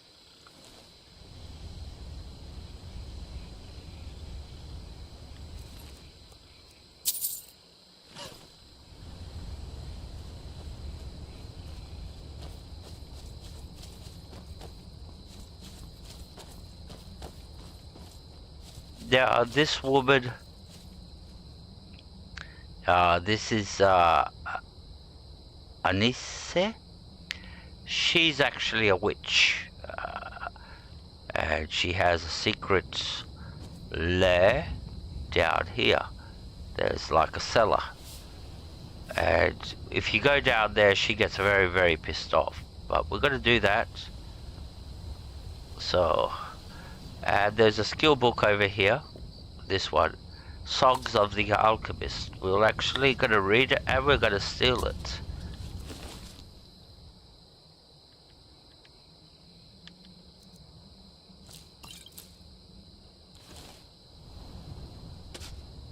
It's a skill book, so we get, this is for alchemy, we'll get some skill point for alchemy. See, there you go, alchemy up to 45, and we stole the book. Now, why did we steal the book? Because there is another quest in, not Markarth, not Dawnstar, in, what's the other city outside of Dawnstar?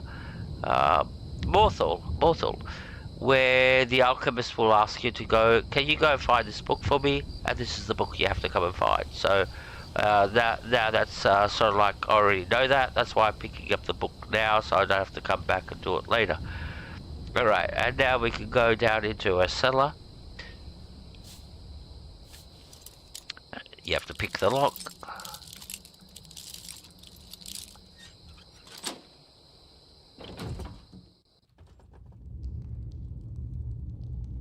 Now, while you're down here, you're safe. She will not come down here. So you can basically loot everything. And there's a lot of ingredients and stuff like that that you can pick up.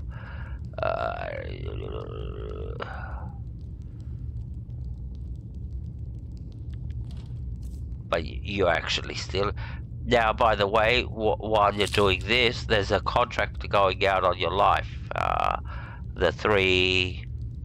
thugs are already being summoned to come. Her sister is already sending a letter for the 3 thugs to come after you. So you have to be aware of that.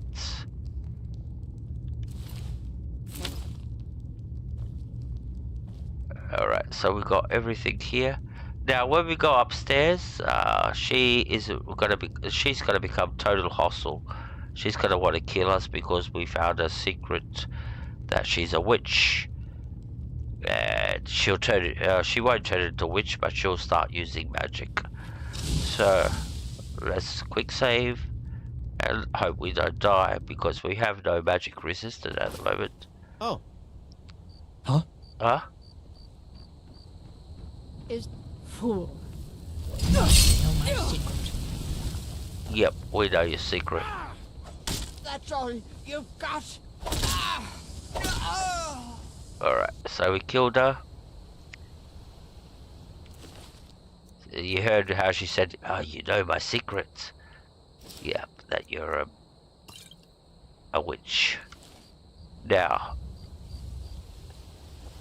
we're heading back to Riften, to Riverwood. Now the problem is down here there's always an enemy, and so usually it's a high level enemy, so we'll see. Or maybe it was those 2 bandits that we killed before, so we'll see if there's another enemy down here.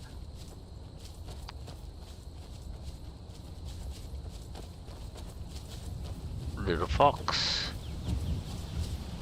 Alright, there's no enemy. Good. So that meant the 2 bandits that we killed before were the ones that were supposed to be down here. Now, we're going to go somewhere very quickly. We're going to go up this path. This is the path, the second path to Bleak Falls Barrow. When you do the quest Bleak Falls Barrow, there's 2 ways of getting to Bleak Falls Barrow. This is one of them. And there's a tower up there. You go past that if you go the other way. If you come the other way where it's got the troll and you fight the troll, you'll come past this tower. This is the back side of the tower. Alright. We're here for the iron ore.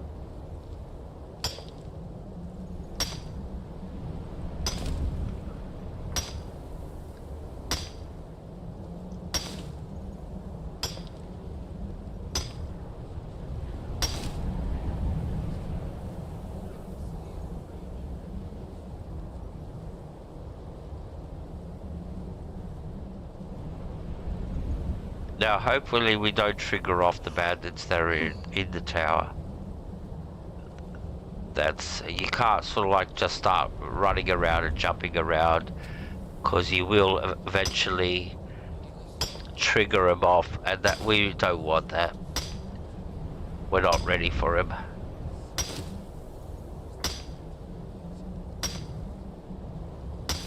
Alright, we can go.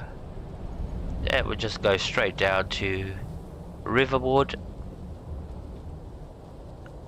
I'm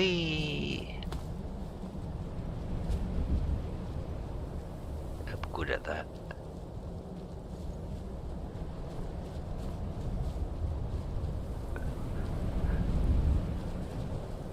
So there's Riverwood right over there.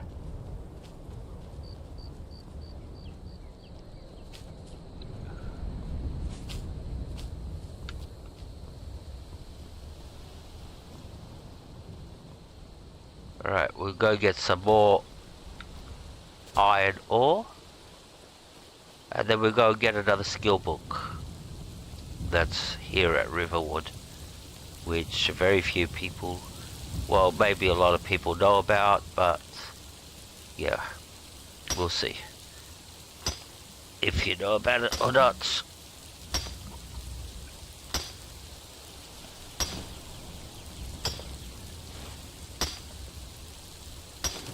Alright, that was the iron ore. It's all basically this vein is here, this vein is here, across the other river from Riverwood. It's always here, and it regenerates every week or how many days, game days. I'm not sure about the game days. And there's always a mud crab down here.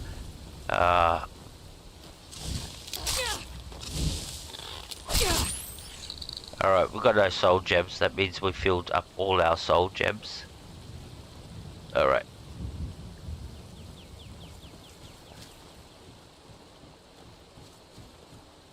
This is a mod. The normal game doesn't look this beautiful.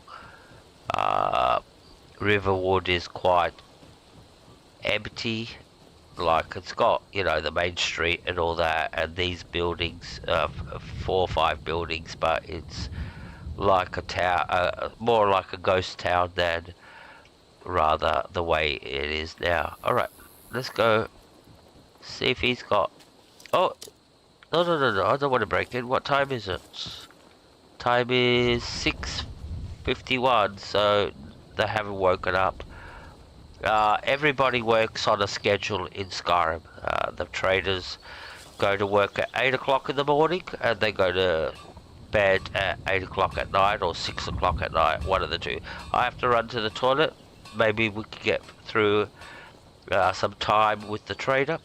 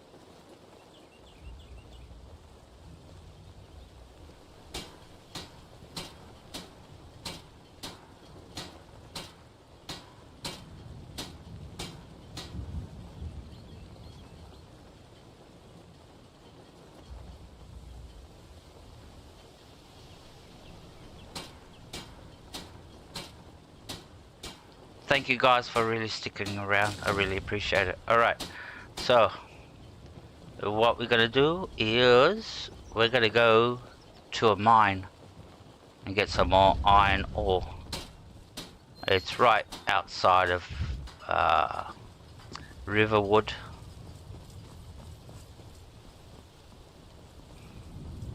Because we're gonna need this now. And I'll show you a neat trick of how to increase your, what's the name? Smithing. So yeah, we're always collecting blue mountain flowers. That's one of the 6 ingredients that we collect. We don't collect everything else. Like all these other flowers, they're basically dead weight. The recipes that they make are sort of like... Alright, got some wolves coming down.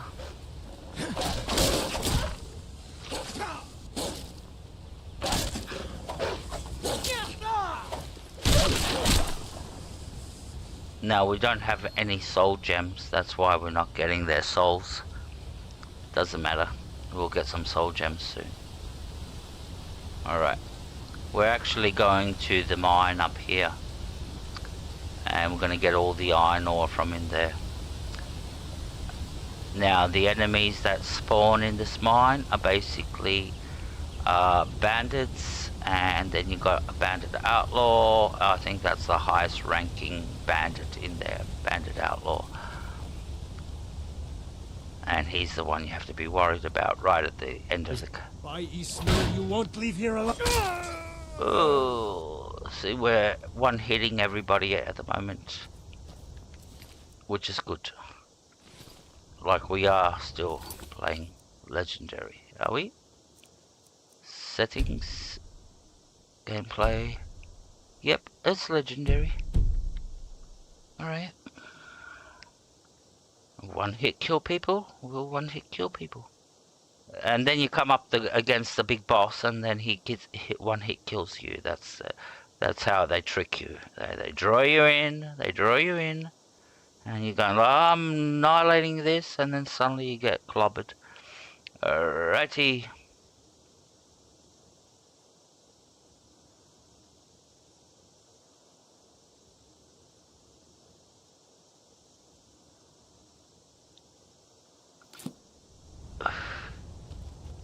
So there's lots of iron ore in this mine.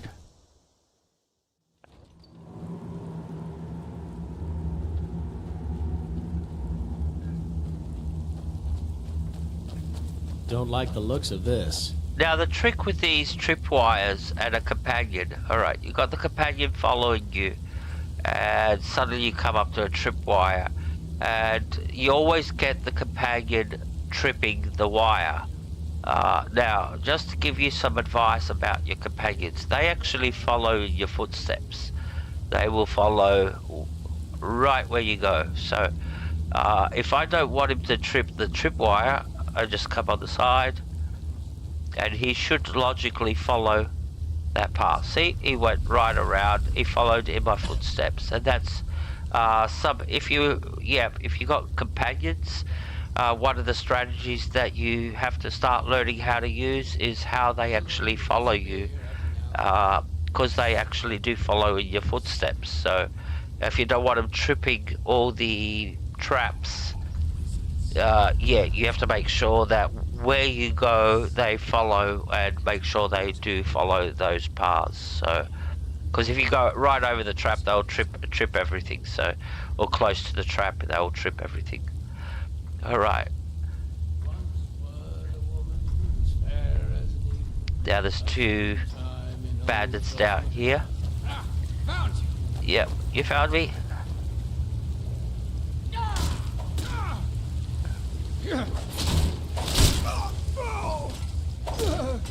Yep. I got nothing of value.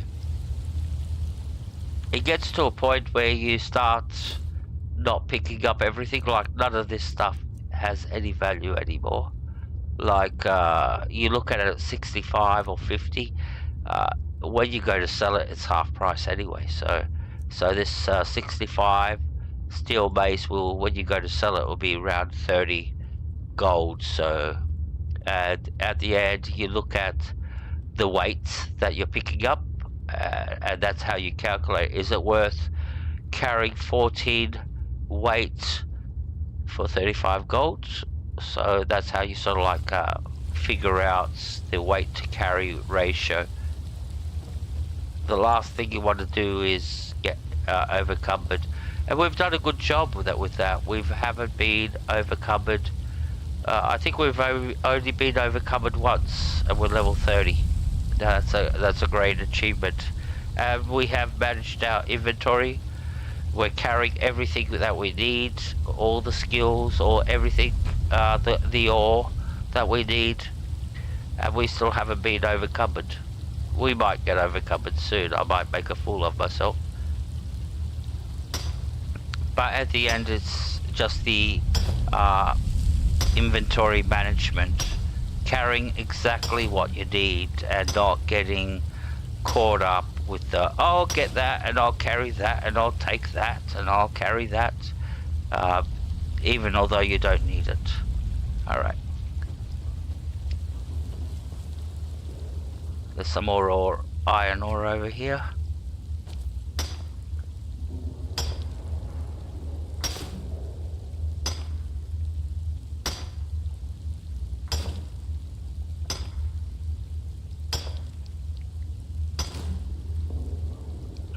Yeah, but the back exit, is where the boss is. There is a boss in here. And that's where he is, in the back exit. And the archer's at the back exit.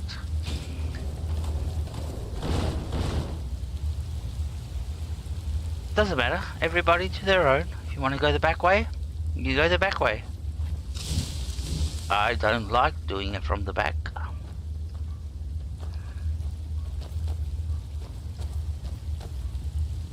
Alright, they're dead.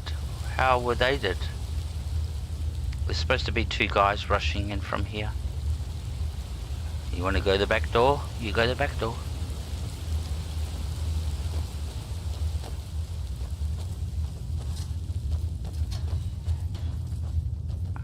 Aha.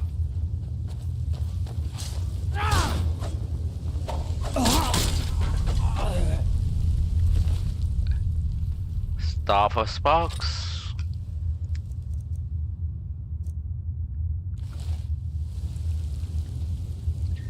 And the money. I like money.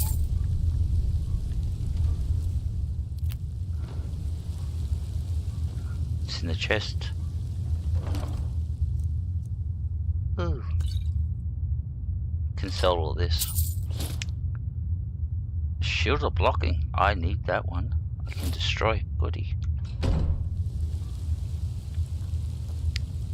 So basically, like I said, the game will eventually give all the enchantments that like you need.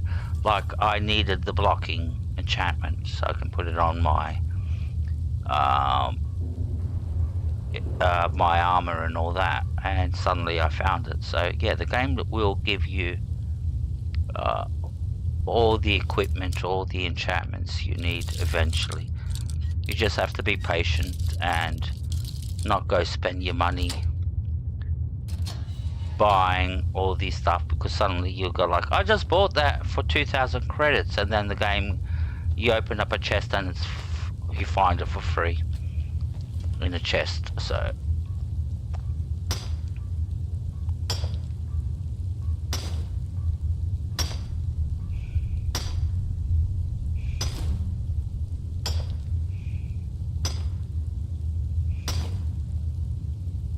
alrighty.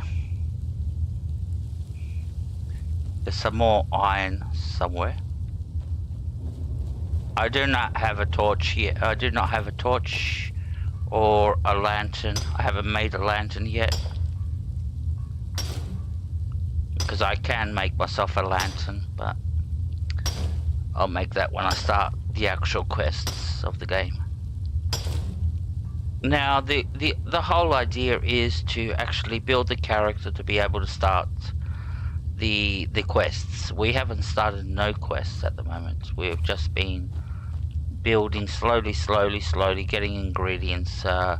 We're sort of like grinding at getting all the stuff, leveling up without actually doing any quest. We haven't started the main quest. We haven't even done Bleak Falls Barrow or any quest like that, or any major quests. So, and we're saving all those quests to, so when we get into our full set of armor, then we can go, yep, now I'm full strength, now we can go and smash it. So that's the whole idea.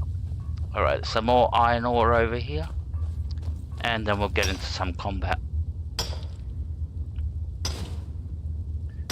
Yep, I know I can pick up torches from the walls. I actually might pick up a torch.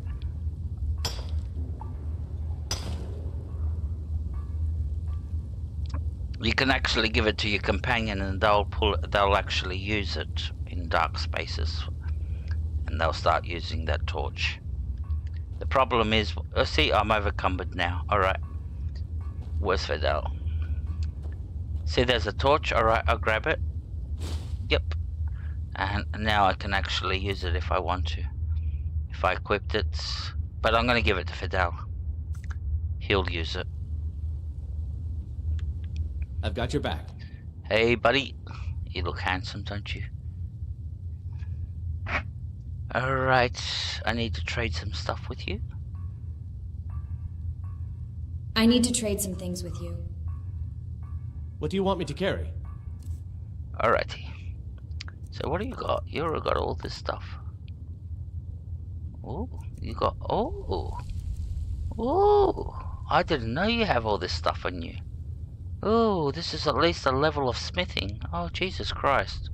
I just dumped it in your inventory and forgot about it.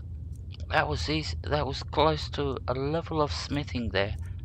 See, we got this. Right, let's get iron fittings. You can have all those. Iron ore, I keep that. Moonstone. Nails, you can have the 250 nails. I don't need to carry 250 nails.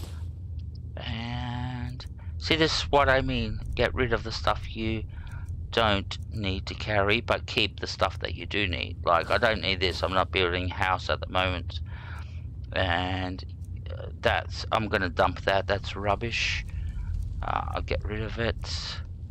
And yeah, it's like going through a paper shredder at the moment. Yep, we're getting rid of all the shit that we don't need.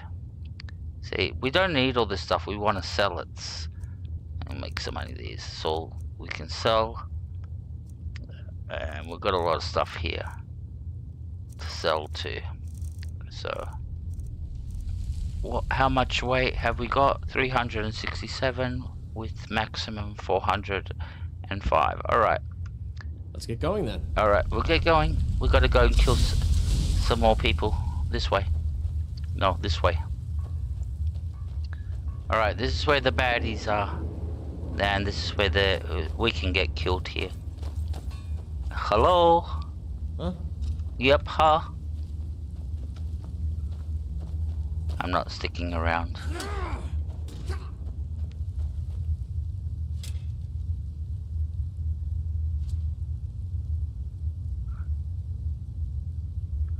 Let's see what you've got. Yeah. This ends now.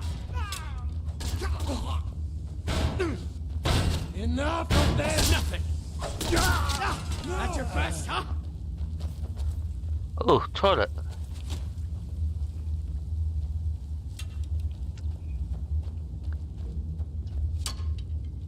That's the bad guy.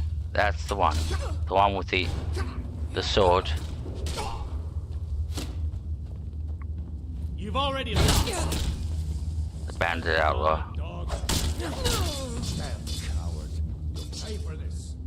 Oh, what did I do? I'm gonna pay for it. I just did my job. So, it's just the archer.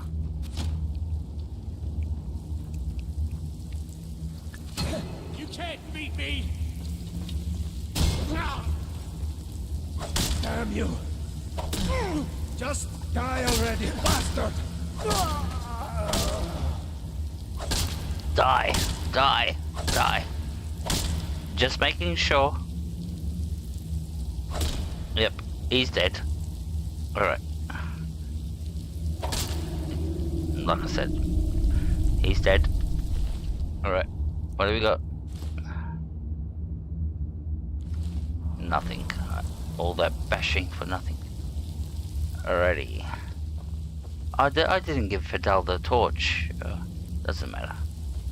So we're carrying a torch and we're not using it.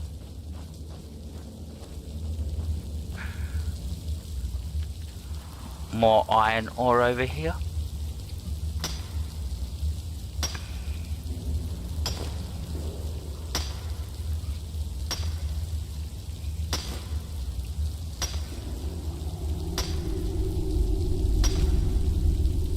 And there's a chest and a coin purse.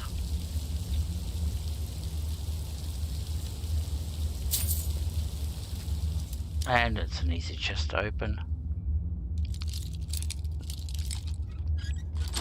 10 lockpicks later.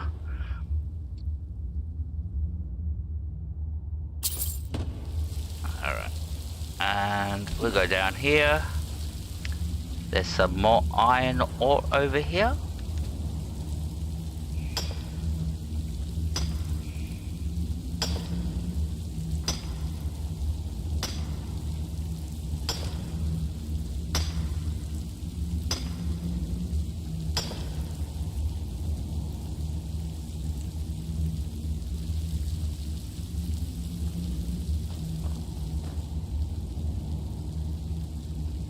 And then we'll come up here, and there's a skill book. There you go, light armor forging. So we got smithing up to 87. We're only 3 away from the magical 90 number, and then we can start making our Draconic. That's why we're doing this whole thing, this whole exercise. Alright, we've got the book. Some more iron. Alright. And I think that's just about everything. And the rest is... Alright. There is another vein that we can get to. Or vein or two. I'm not sure. So it's over the bridge. It's on the exit. On the way out. And there should be another vein here. Nope, not there.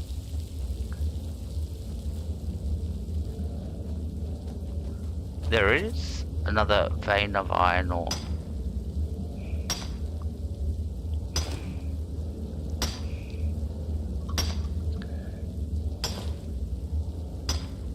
And there's another 2 veins as soon as you exit. I'll show you. Show you. So this is the way out. This is what Helga was talking about, going through the back way. She comes, usually Helga comes in through this way, through this cave, and she goes behind everybody, where I go through the other way. So once you come out of here, there is actually some iron ore. There's 2 veins. You just have to find it in all the scrubbery. Where is it?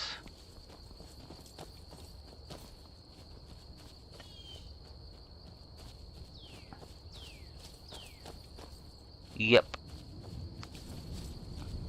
So where's this iron ore? It's somewhere around here. There's 2 veins. Yep. Seems I can't find it at the moment. Doesn't matter. I'm not going to stress out about 2 veins. Alright, we don't care. We don't care. We go back to Riverwood and continue. Get another level in smithing.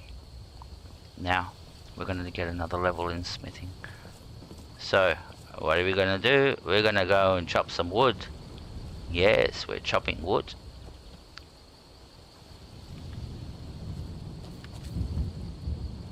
Now, I do have a mod that lets me chop wood continuously. I do not have to press the button every time.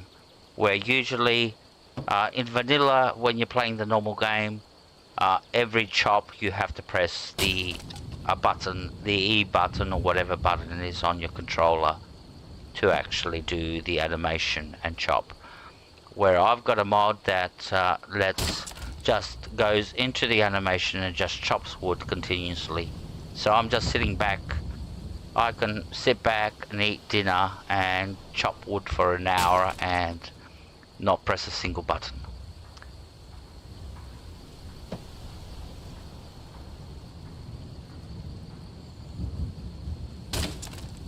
Yep, it's a trademark. Chopping wood for SAR is a trademark.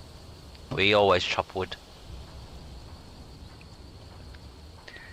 See, the good thing with chopping wood is if you sell it, and you have to sell it to the right person. Like here in Riverwood, if I go and sell it to Lord, I'll get top value for that the wood I chopped. Or if you're in like Whiterun and you go and sell it to the Bannered Mare, to Hulda, whatever, you'll get top value for the wood that you've chopped. So if you do put the time and sit there and chop a lot of enough wood, yeah, you can make a lot of money, which especially early on in the game where it's hard to come by money, I do recommend the first thing you do when you get to Riverwood is you literally spend a whole day. I'm talking a whole day just chopping wood and collecting all the money, because you'll see how much it'll help you with buying gear, with buying ingredients and all that. That it'll give you a boost. They give you you get ahead by chopping. Now, why am I chopping the wood? It's a different story. I'm not chopping the wood for money. Well, we might make some money, but I think that's enough. Now, we're definitely overcumbered. Yep, we are definitely overcumbered. Alright, so the reason we chop the wood is because we're going to be making some arrows. Arrows that we will not be using. So we're going to be making a lot of iron arrows because we collected a lot of iron. That's what we've done. We've got a lot of iron ore. And now, normally in vanilla there is no smelter in Riverwood. This is a mod I'm using which adds a smelter into Riverwood. Normally this is not here. This is added by a mod. So yeah, if you were doing this, you would have to go to Whiterun to be able to do all your smithing. Where now I can do all my smeltering here because I collected a lot of iron ore. So all I have to do is come here and off we go. Iron ore. How many pieces? We got 38, so that's 38 pieces.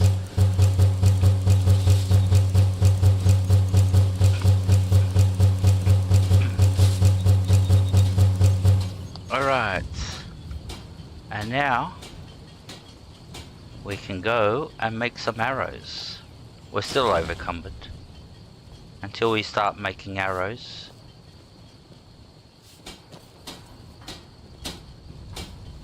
Alrighty, first we'll see what else we can make. Oh, we can make some silver rings.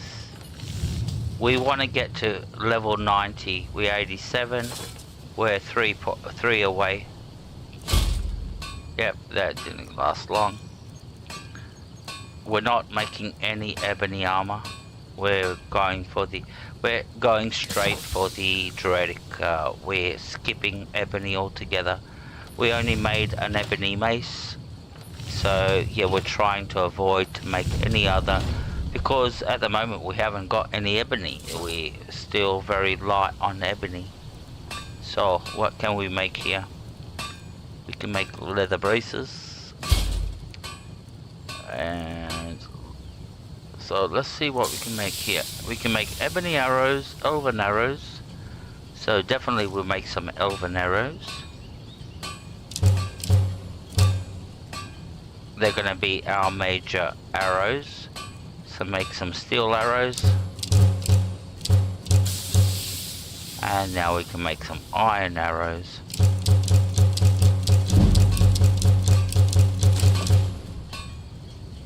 Cool. And what have we got here? Ebony, ebony, ebony, ebony. And we can make some iron daggers. Iron dagger. Iron dagger. So, we're 88. We're 2 away from 90. We're definitely going to get there tonight. We're going to definitely get there. What time is it? It's only 11 o'clock. Fuck, we've got lots of time. We'll definitely get to... We'll be making Draconic armor tonight. As the thumbnail says. Alright, let's see what you got. See now, we made arrows. Arrows are very light. They are basically... Whatever you need. Buy Ysmir if it's simple and strong. I can forge it. So we turned in 2 of the heaviest ingredients basically into something that do not have any weight. What have you got for sale? Problem is with iron arrows. The finest weapons and armor. Problem is with the iron arrows, if you go to sell them, you'll notice that they do not have any value. Like the higher the level of ingredient in the arrow, like dwarven arrows, they have a value. Like these ones cost like 10. But if you come down to iron arrows, basically, oh, they only got 3. All right. So yeah, they sort of like got really, really, really low value. All right, so we can get rid of all those iron arrows. Oh no, they're your iron arrows.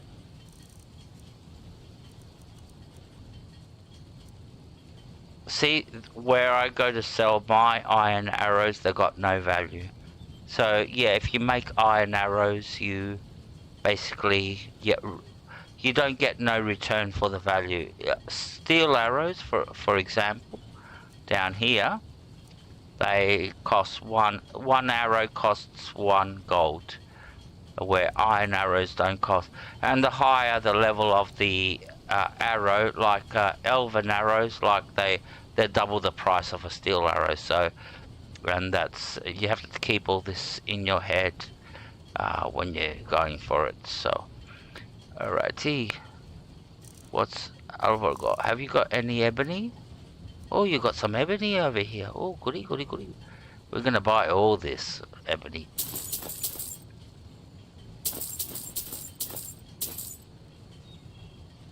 Yep. Buying all that. Silver.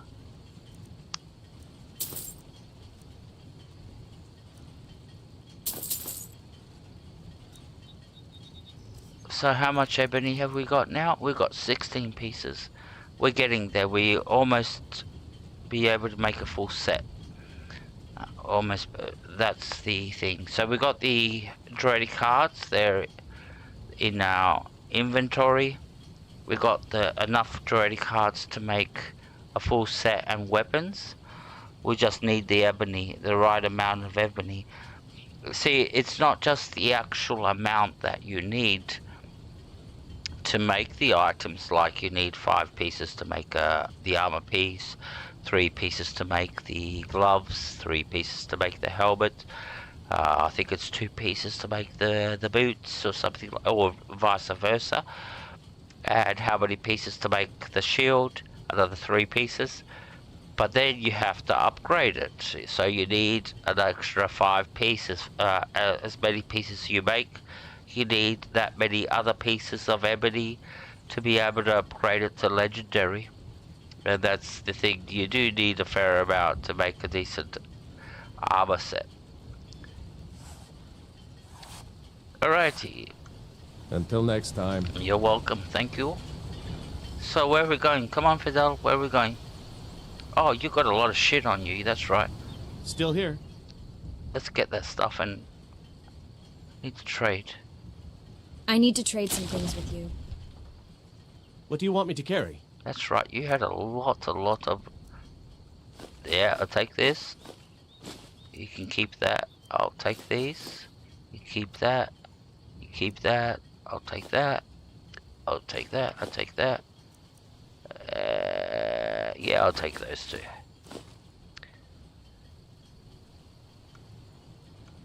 You lead, I'll follow. Yep. You follow me.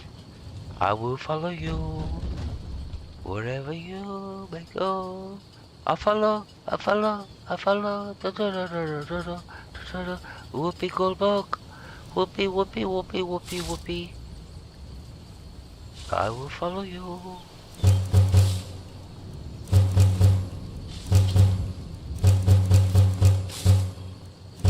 I think we can get another level out of all this. And make some more money. Alright.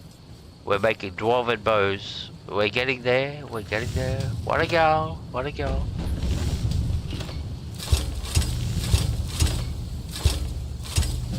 Yes. 89. What away. What away.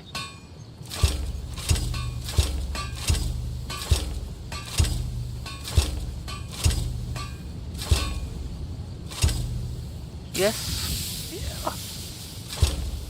Oh. What a oh, look at that. How far away we are. We're a slither away from 90. But we got a trick up our sleeves. Yes, we can make a ring. And there you go. Yes. Now we can make Draconic armor.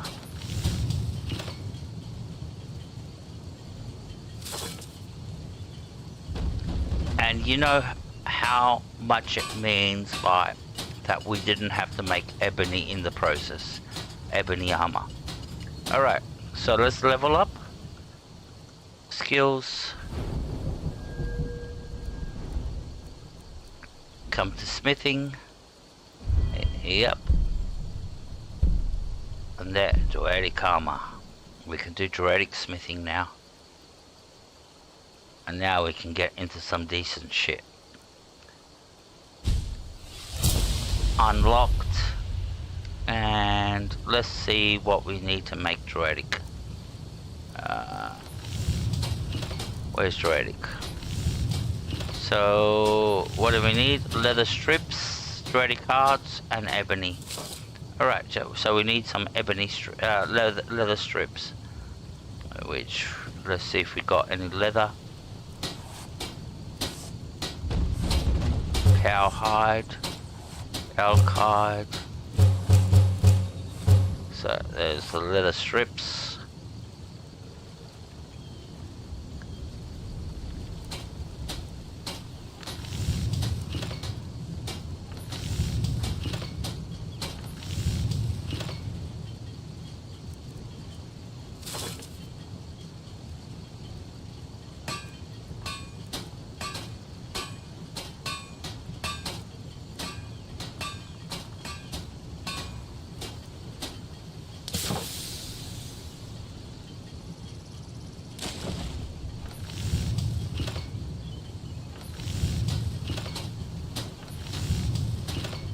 Now there are two versions of Daedric. You've got the normal version. This is the vanilla. Now I'm actually using a retexture. That's why mine looks real colourful and bright red. Usually it's a duller colour, the original version. But this is the original armour. And this one down here where it says Daedric plate. That is Creation Club. That is put in by Bethesda. So that's Creation Club. And as you can see, the Creation Club version is a little bit stronger than the normal. That's 98. This has got like 4 points stronger. So we're going to go with the strongest, of course. We're not going to be stupid. So we're going to go with Daedric plate.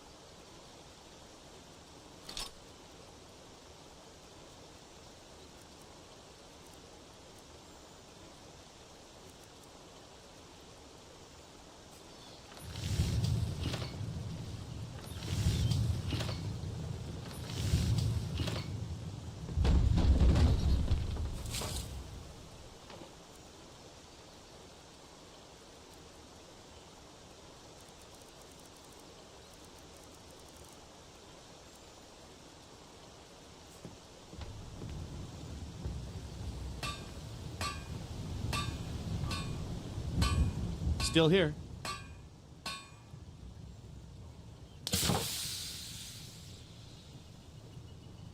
I need to trade some things with you. What do you want me to carry?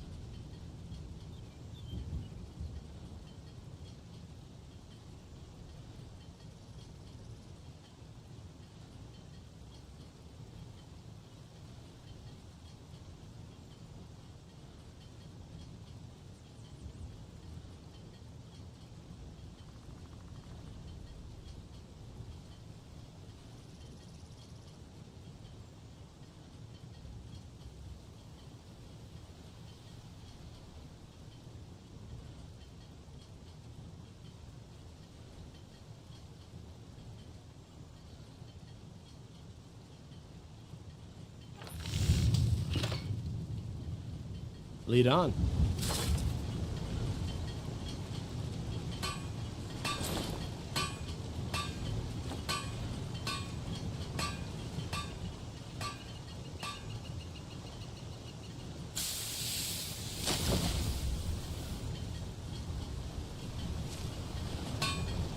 Whatever you need. Buy Ysmir if it's simple and strong. I can forge it. What have you got for sale? Take a look.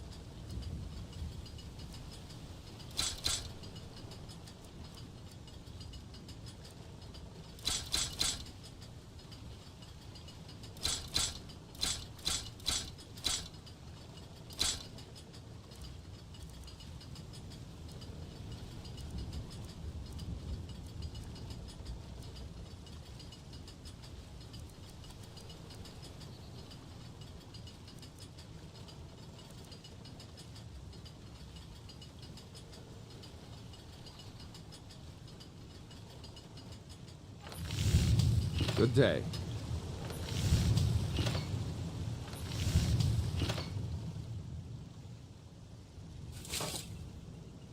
I need to trade some things with you. What do you want me to carry?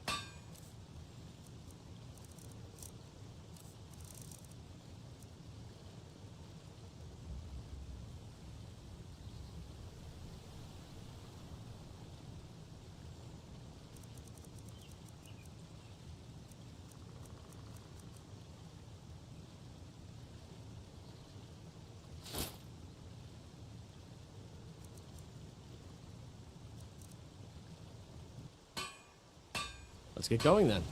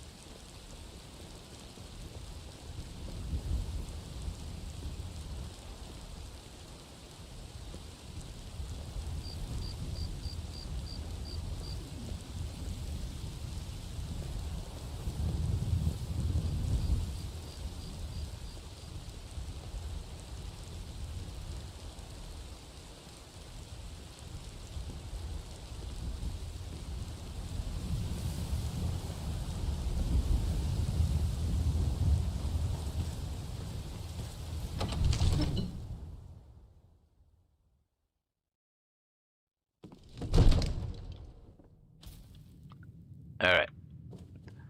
So, see, the interesting thing with tutorials and all that is streamers will go, oh, get to level 90 and you can unlock this perk, the best perk in the game. And yeah, once you unlock this perk, you'll become... But the problem is, they don't tell you that getting there is actually not that easy. They make it look easy in the video, and yeah, but it's not that easy. If you notice, I'm still, let me show you. Smithing is still 91. You know, it's not easy to get this to 100. You know what I mean? You have to put a lot of work. Even this one, enchanting, which is another focus that we want to get this to 100. We want to get both of these to 100, but it's not an easy job to get these two skills to 100. You have to do a lot of grinding. Alrighty. Hello? Oh, I thought you were already on your way to Bleak Falls Barrow. I was, and I changed my mind. Alright. I was there, I turned the corner, and then I go, oh, I forgot to get the milk, I better go back. Oh, I forgot the oven on, so I had to go back and check. Not that I've got a house or anything like that I've got an oven. But yeah, oh yeah, I forgot the oven on. What do you got for sale? What have you got for sale? I had you figured for a mage. Yeah, right. I think you'll appreciate this. Do I look like a mage? Just because I've got pointy ears? I'm an elf, not a mage. So, let's buy some gems.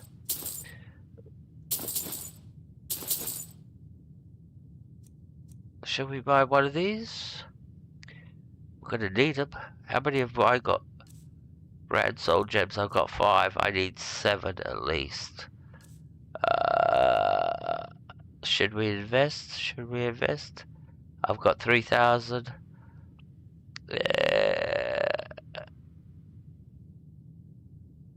Yeah, we'll invest.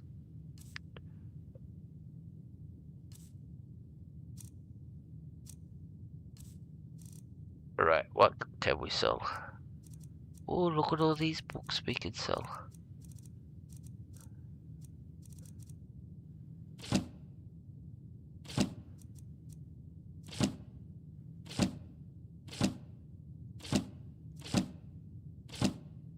I'm only selling the books that I've actually read.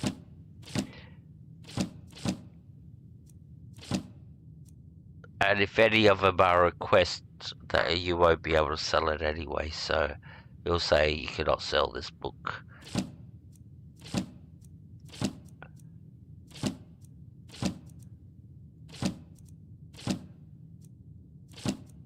And that cleans up my notes inventory, because it was quite messy. There was just too many things in it. I'll keep all those. And over here, what have we got? Ooh, look at all these rings we can sell. These, sell that. We're not going to wear that. We'll sell it. We already got this. And we'll keep the other ones and see if we can destroy any of them. Alright, we've done good. Off to Bleak Falls Barrow with you. The Jarl is not a patient man. Neither am I. I know. Yeah. Don't get uptight. Alright, we can destroy this. We could destroy the shield of blocking. And we could destroy the gloves of unarmed combats. And we could destroy this, but we're not going to do it just right now. We're not going to do it. Because if we do, we're going to have to need to make a set. That's 4 pieces, ring, necklace, armor piece, and boots to put that enchantment onto them, so we could get like a decent rating. But yeah, this is most probably the most important enchantment I have right now. The wielding.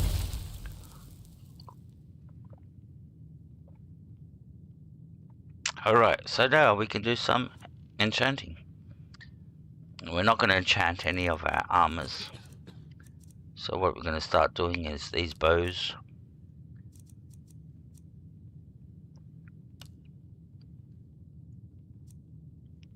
And we've got quite a few soul gems. So hopefully we can get a level or 2. Oh, not 2. I don't think we can get 2 levels of enchanting. It depends where we start.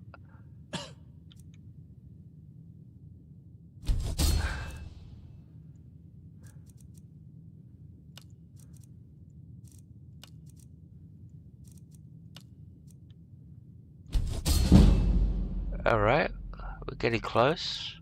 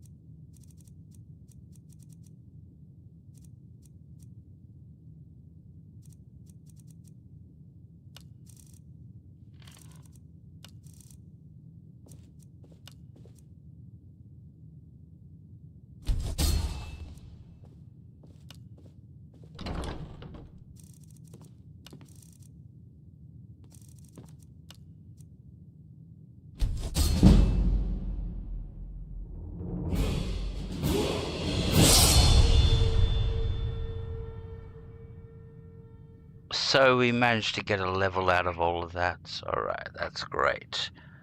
Okay. See, this is the boring part of the game, the grind. I'd rather be preferring doing quests like doing Bleak Falls Barrow and all that, but we have to do all that before we can do all that, so if that makes sense. Alright, now we go into the next phase, is sell all this stuff. Hey Frandel, you look like a clown. Hey buddy? Yep, I was on my way to Bleak Falls Barrow, but I changed my mind. Yep.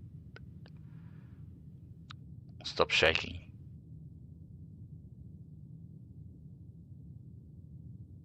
What have you got for sale?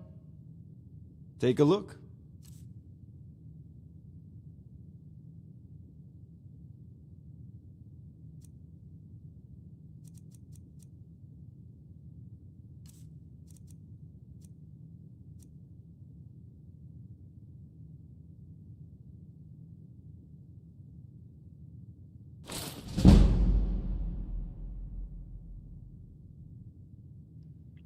We're getting levels everywhere. Oh, silly that. Oh, we'll sell all these. We can make a new batch. Just get lighter. What sparks? We don't use this shit. You can go. What do we got? Also, we got bounties. We haven't read these, so the books I don't care. These are just books. They can go. Spell tome. We'll read that later. This is stuff that we have to read. And what's over here? Farragut, what do you got? No, I'm going to keep the money. I'm not going to buy anything else. I just want to make sure that we get to... We've got enough money to buy ebony if we come across any.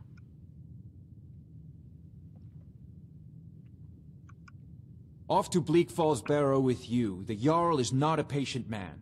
Neither am I. I know that. I know that. You've drummed it into me. Yeah, you go back to sleep. Alrighty. Hey Fidel, let's have a look at our skills. Level up. Oh yeah, we can level up. Goody. So, 330 versus 160. We'll keep on going in health. We'll just go health a little bit, and then we'll put. So we'll try to get stamina to 200, but at the moment we're just going full on health. Okay, and we've got 3 skill points, and yep, we can put the final skill over here. Cool. So that's 5 of 5. So we need another. How many skills we need for enchanting? We need. So we done that. We did that. So we need 1, and then 2, 3, 4. We need another 4 skills to complete everything for enchanting. So basically we want to do 1, 2, 3, 4 what's the name? Another 4 skills to complete the whole triangle and connect the whole circle to be at maximum, because that will cover all our abilities and we're able to get maximum. Now with smithing, we don't care. We're not in a rush to get to dragon smithing because we haven't unlocked the dragons yet. So there's no point in rushing to get. I have to get to level 100 because even if we do get there, we can't make dragon armor. So until we do we get the Dragon Stone and etc. etc. So you have to sort of like play it with your skills. You have to sort of like plan them out. Very, very weak here. Very, very weak. And also here, very, very weak. But at the moment, I'm quite happy with this one. One-handed at 60. So, alright. Let's go. Where are we going? What's next?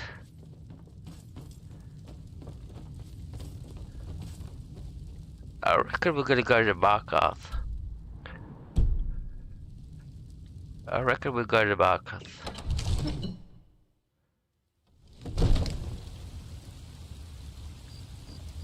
And see if we can buy any ebony there. At Markarth. And make another armor piece. Well, Markarth is supposed to be like the smithing, you know, the capital, you know, that's where you go for, for all smithing stuff. So let's see what we got.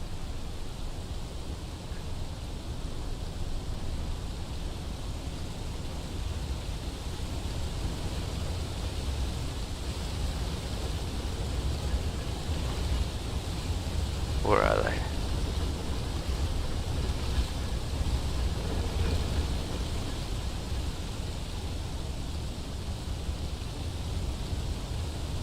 There they go. Little late, but they're going to work. Now we just have to wait for them to get to the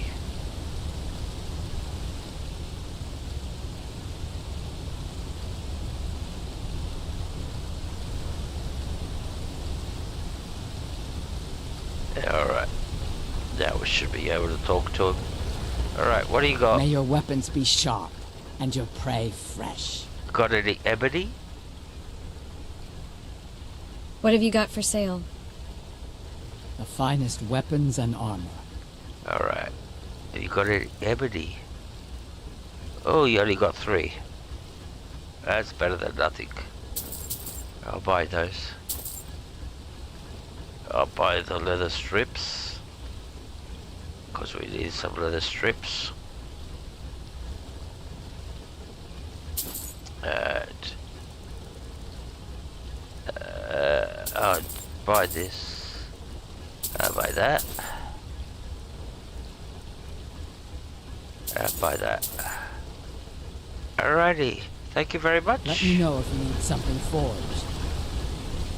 Yep.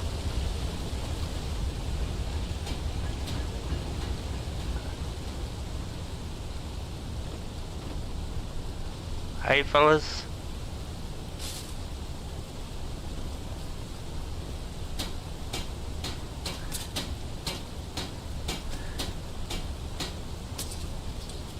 You tell him, Helga. You tell him.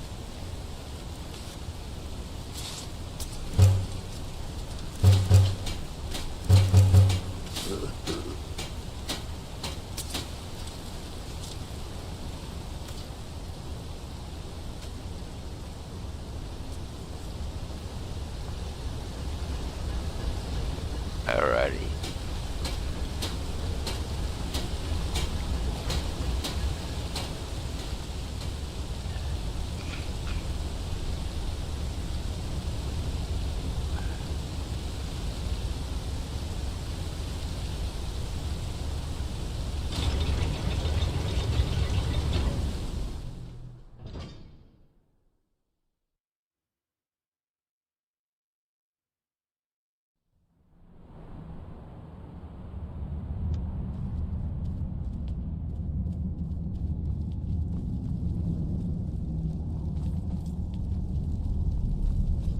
No, it's not you, Helga. It's not you. Please don't take it personally. It's not you. Some people just don't like to talk in the chat. That's what it is. They like to come in, sit in the background and watch and remain anonymous, which is fair enough. I don't blame anybody that wants to sit in the background. I do it sometimes. I go into chat rooms and even into very popular chat rooms. Like the other day I went into DM's chat room, DM Wyvern's stream, and I was just not in the mood to say hello to anybody. I just sat there, I watched for 5 minutes, I liked the video, and then I fucked off. So but yeah, it does depend. Like, some people just don't like talking in the chat, or they're not social. I'm not putting it down as bad behavior or anything like that. No, that you have to, you're in a stream, you have to talk and you have to participate. No. Like, everybody's got the, like I said, it's personal.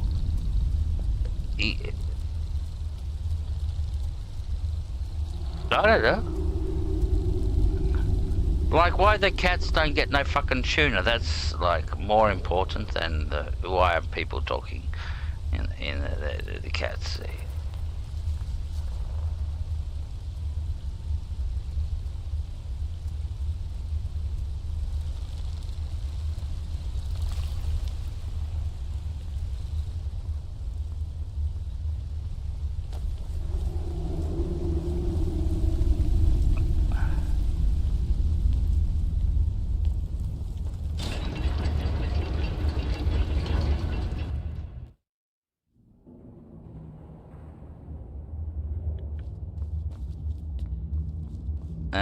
Nothing's respawned. Alright, we're out of here.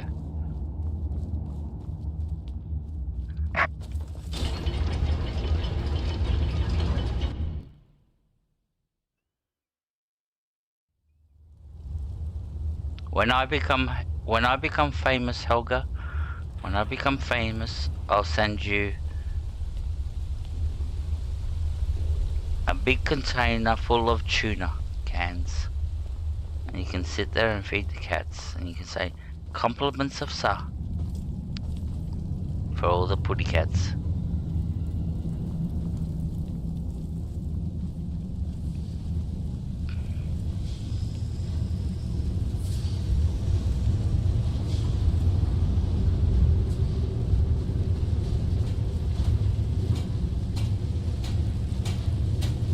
Alrighty. I'm the Jarl's personal blacksmith, but that doesn't mean I can't sell you a few pieces for a fair price. What have you got for sale? Looking to protect yourself or deal some damage?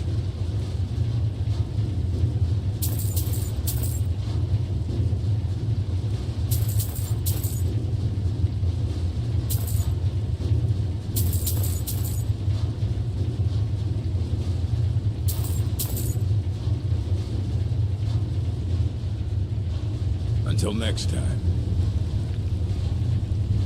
Nah, I just watch too many cat videos. I love watching cat videos. You know, those videos that say a cat with one brain cell, and you watch them do stupid things. Yeah, I love watching cat videos. And dog videos. I watch. And I love watching birds. I love watching birds. If you noticed, I don't know if you saw my latest one with the magpies, with the crows, how intelligent the crows are. Like, human kids could not solve that, and an animal with the brain of a size of a grape, like you said in the video, this animal's got the size of a grape, a brain of a grape, and it can solve all these complex. So yeah, like half of them I wouldn't be able to figure them out, so I'm going.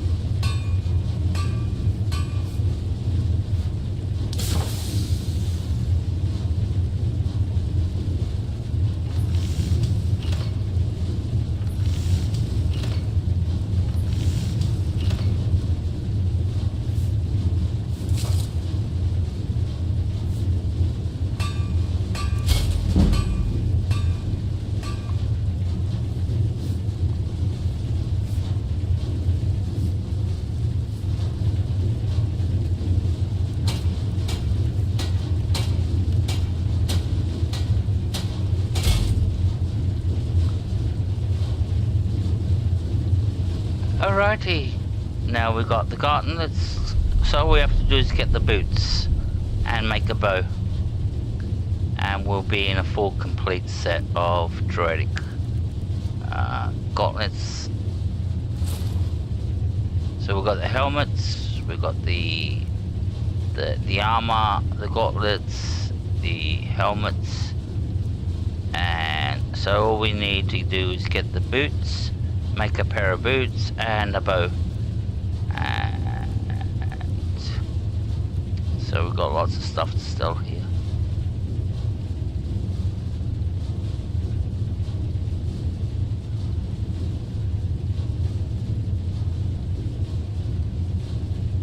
No, that's cool. Alright, I get that. Some people work.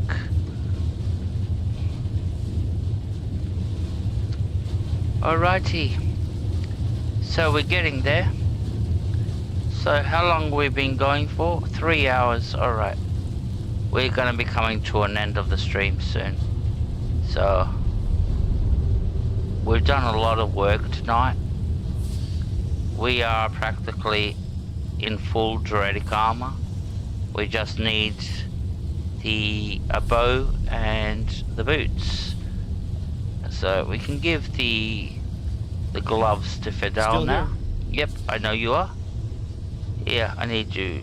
So the way it works is whatever you were wearing when you upgrade to the next level, like I am, and I've switched to Daedric, your previous armor, you give it to your companion. So you don't have to make them a whole set of armor. You just pass down what you have, and that way, because your armor, supposedly you've made the best armor for yourself in that class, like Orcish or whatever, and you've upgraded it. So you're passing that down. So you don't have to go and do all the smithing and make them a new set of armor. I need to trade some things with you. Yep. Alright. What do you want me to carry? Here you go, I've got some gloves for you. So. Alright, where are the gloves? They're steel. So, Orcish gloves. And they're epic. See, they're already been upgraded. I could make them legendary, but I'm not going to go out of the way and make them legendary armors and shit like that. Unless I've got the extra Orcish ore, I'll do that later. But that means I have to take the armor off him, upgrade it, put it back on him, and all that. So it's like, Alright, so we've still got the boots, and we've still got the shield. So we're not going to be making a Daedric shield, and I'll tell you the reason because of that tomorrow in our next stream. Same time, same place. Lead on. Same side channel. Oh, she looks good. This is the Creations Club version of the Daedric armor. Sort of like where the other one is quite... Well, the helmet's not that good. Still, you can't... I'll show you the helmet with the helmet on. There you go. It looks mean and nasty, but... Yeah, you can't see your face at all and all that. So, but without the helmet it looks cool. So, alrighty guys, so we're a few steps away from starting Bleak Falls Barrow soon. Once we get this fully upgraded and fully enchanted, which hopefully we can do that in the next stream or so. That means we have to get enchanting to level 100. We don't care about smithing anymore, but yeah, this is the one we care now. This is all our focus will be from now on inwards to get this to level 100. That means we have to kill a lot of things to fill a lot of soul gems. So we're going to need at least around 100 soul gems to get to level 100.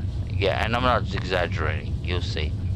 So I'll see if I can do any of the work offline, and fill some soul gems, and so we don't have to go from you watching, because honestly, if you watch me go from level 80 to 100, you might be sitting there watching me for 2 hours just doing enchanting. So okay, all right, thank you very much everybody, I really appreciate it. I'm gonna have to go. It's 12 at 12, so yeah, I have to get some sleep. So thank you very much, Usagi, Bombarda, thank you very much. I really appreciate the time that you've been here, honestly. Who else was here? Mars Grounder, and after that my brain's gone a little bit mushy. I don't remember who else was here. So Santa could have been here and I wouldn't remember that Santa was here. So yeah, by the way, Merry Christmas to everybody. It's holiday spirits and all that. It's how many days to Christmas? So yeah, what's up to me?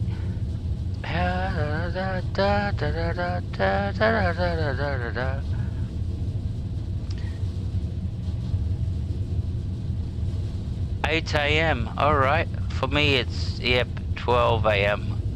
I'm just, yeah, I'm ready to go to sleep now, so 8 AM, that means you must be somewhere in, is it EST? EST, you know, US time zone, somewhere like that.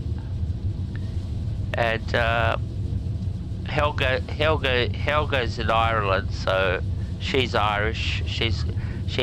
Helga's really a leprechaun. It sits on the other end of the rainbow. Yeah, right in Ireland. So yeah. EST, yeah, cool. All right. So you're like something. I think it's Ohio and all that around that area. I'm not real good with my American geography. I know roughly where the major cities are, like New York is on that side, Los Angeles on that side. Yeah, so after that I know sort of like whereabouts the Grand Canyon is and the Rocky Mountains, but after that ask me. I do recognize Texas. I know Texas.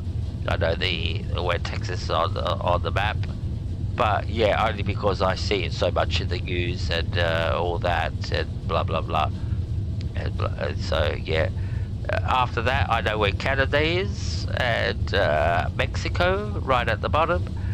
You know those problems down there with so yep. But yeah, I'd love to go to America. I really wish I could go to America. I'd love to go to a lot of places in America, because I've seen so much online, and you see so much and you hear so much. And I'm not talking about all the bad shit. I'm not talking about all that bad shit.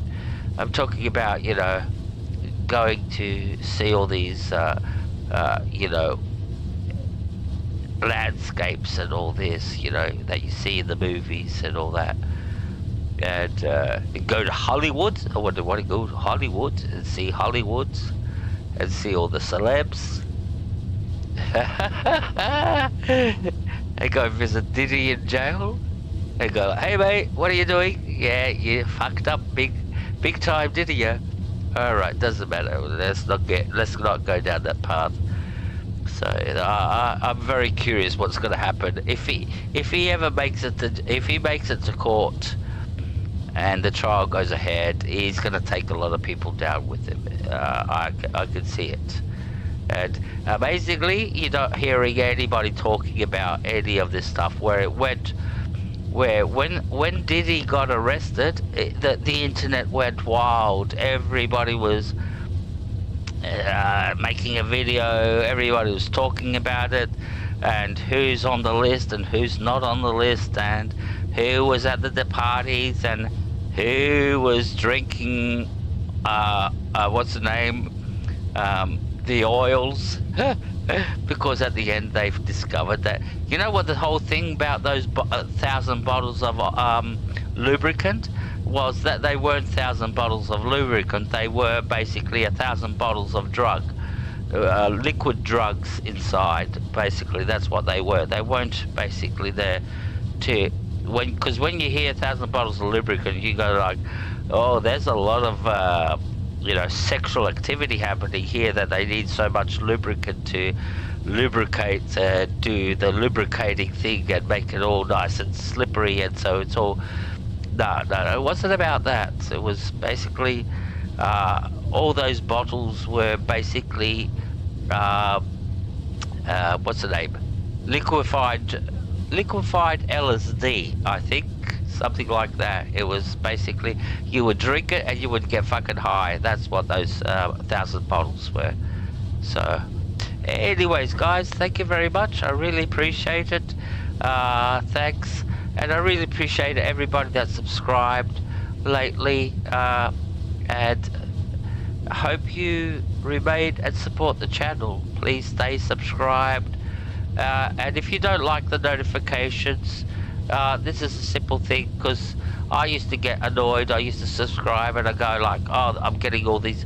Just turn the notifications on and you'll forget that you've even subscribed to me, and you can remain subscribed for the rest of your life, and it makes me happy and you can be happy. So yeah, if you don't like the notifications, just switch them off. There's no reason to unsubscribe, and at the same time, there's no reason to get upset and unsubscribe because somebody said something that you didn't agree with. So I've had a lot of that lately, especially going through the elections. I lost a lot of subscribers because of the elections, because I'm not American, I live in Australia, but yeah, I did express my opinion and a lot of people didn't like what I said. So they go, and it was basically what you were seeing, like, yep, I'm unsubscribing from you because you said that about that political candidate. So I think that's a very stupid way to live your life and be that entrenched in, you know, get real, you know, get over your I've been offended issue, you know what I mean? That's, if you still live in the space where you're being offended because of what somebody said, well, then you've got issues. So yes, I did, Helga. Like, I lost at least 10 subscribers because of that crap, and I know, and I think I know who they are. So, but yeah, like I said, why? You know, it doesn't make sense. Like, I don't care if you come into my channel and start talking about the Prime Minister, that the Australian Prime Minister's crap. I'll say, I don't give a shit, you know, and I'm not going to unsubscribe from you because you said the Australian Prime Minister's crap, you know what I mean? I don't take stuff like that personally, but unfortunately a lot of people do. And yeah, a lot of people will, like I did, lose subscribers because of that reason, because they just didn't like, and plus my other, I do have the other, sorry, you know, I'm sort of like not that pro-woke. I'm not that pro-woke. I'm not. And I've lost a lot of subscribers because of what I've said. And not that I've ever criticized or I've taken a side, but yeah, I've made comments here and there, I made jokes, and people have got offended by them, going like, oh, you're this and that, and you're racist, and etc, etc. I've gone through that too. So yeah, it's hard to be on the receiving end, and unfortunately when you stream, you're on the everybody gets offended with everything, and everybody thinks they're entitled. The way I see it, I see my next door neighbor's kid. She's 5 years old and she hits kid tantrums and thinks that the whole world revolves around her, because a kid at the age of 5 years old does have the ego that they're the whole world revolves around them, and that everything that happens is because of them. That's how a lot of adults, they never grow out of that stage. A lot of adults grow up with that attitude that the whole world has to revolve around them, and if they don't get what they want, yeah, it's almost like they will attack everything. Anyways, I should not be talking all this about this stuff. So anyways,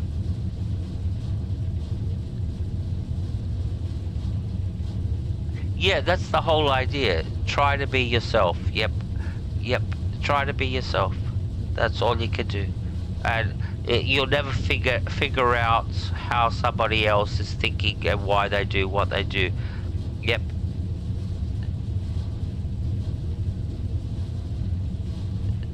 Yeah, I do have a funny suspicion that YouTube does play weird tricks with your subscriber counts, but yeah, I've noticed that, like, sometimes, yeah, one day you got so many subscribers and then the next day 4 of them are gone, and you go, wait, 4 subscribers can't all decide at that same time that they're gonna unsubscribe, you know what I mean?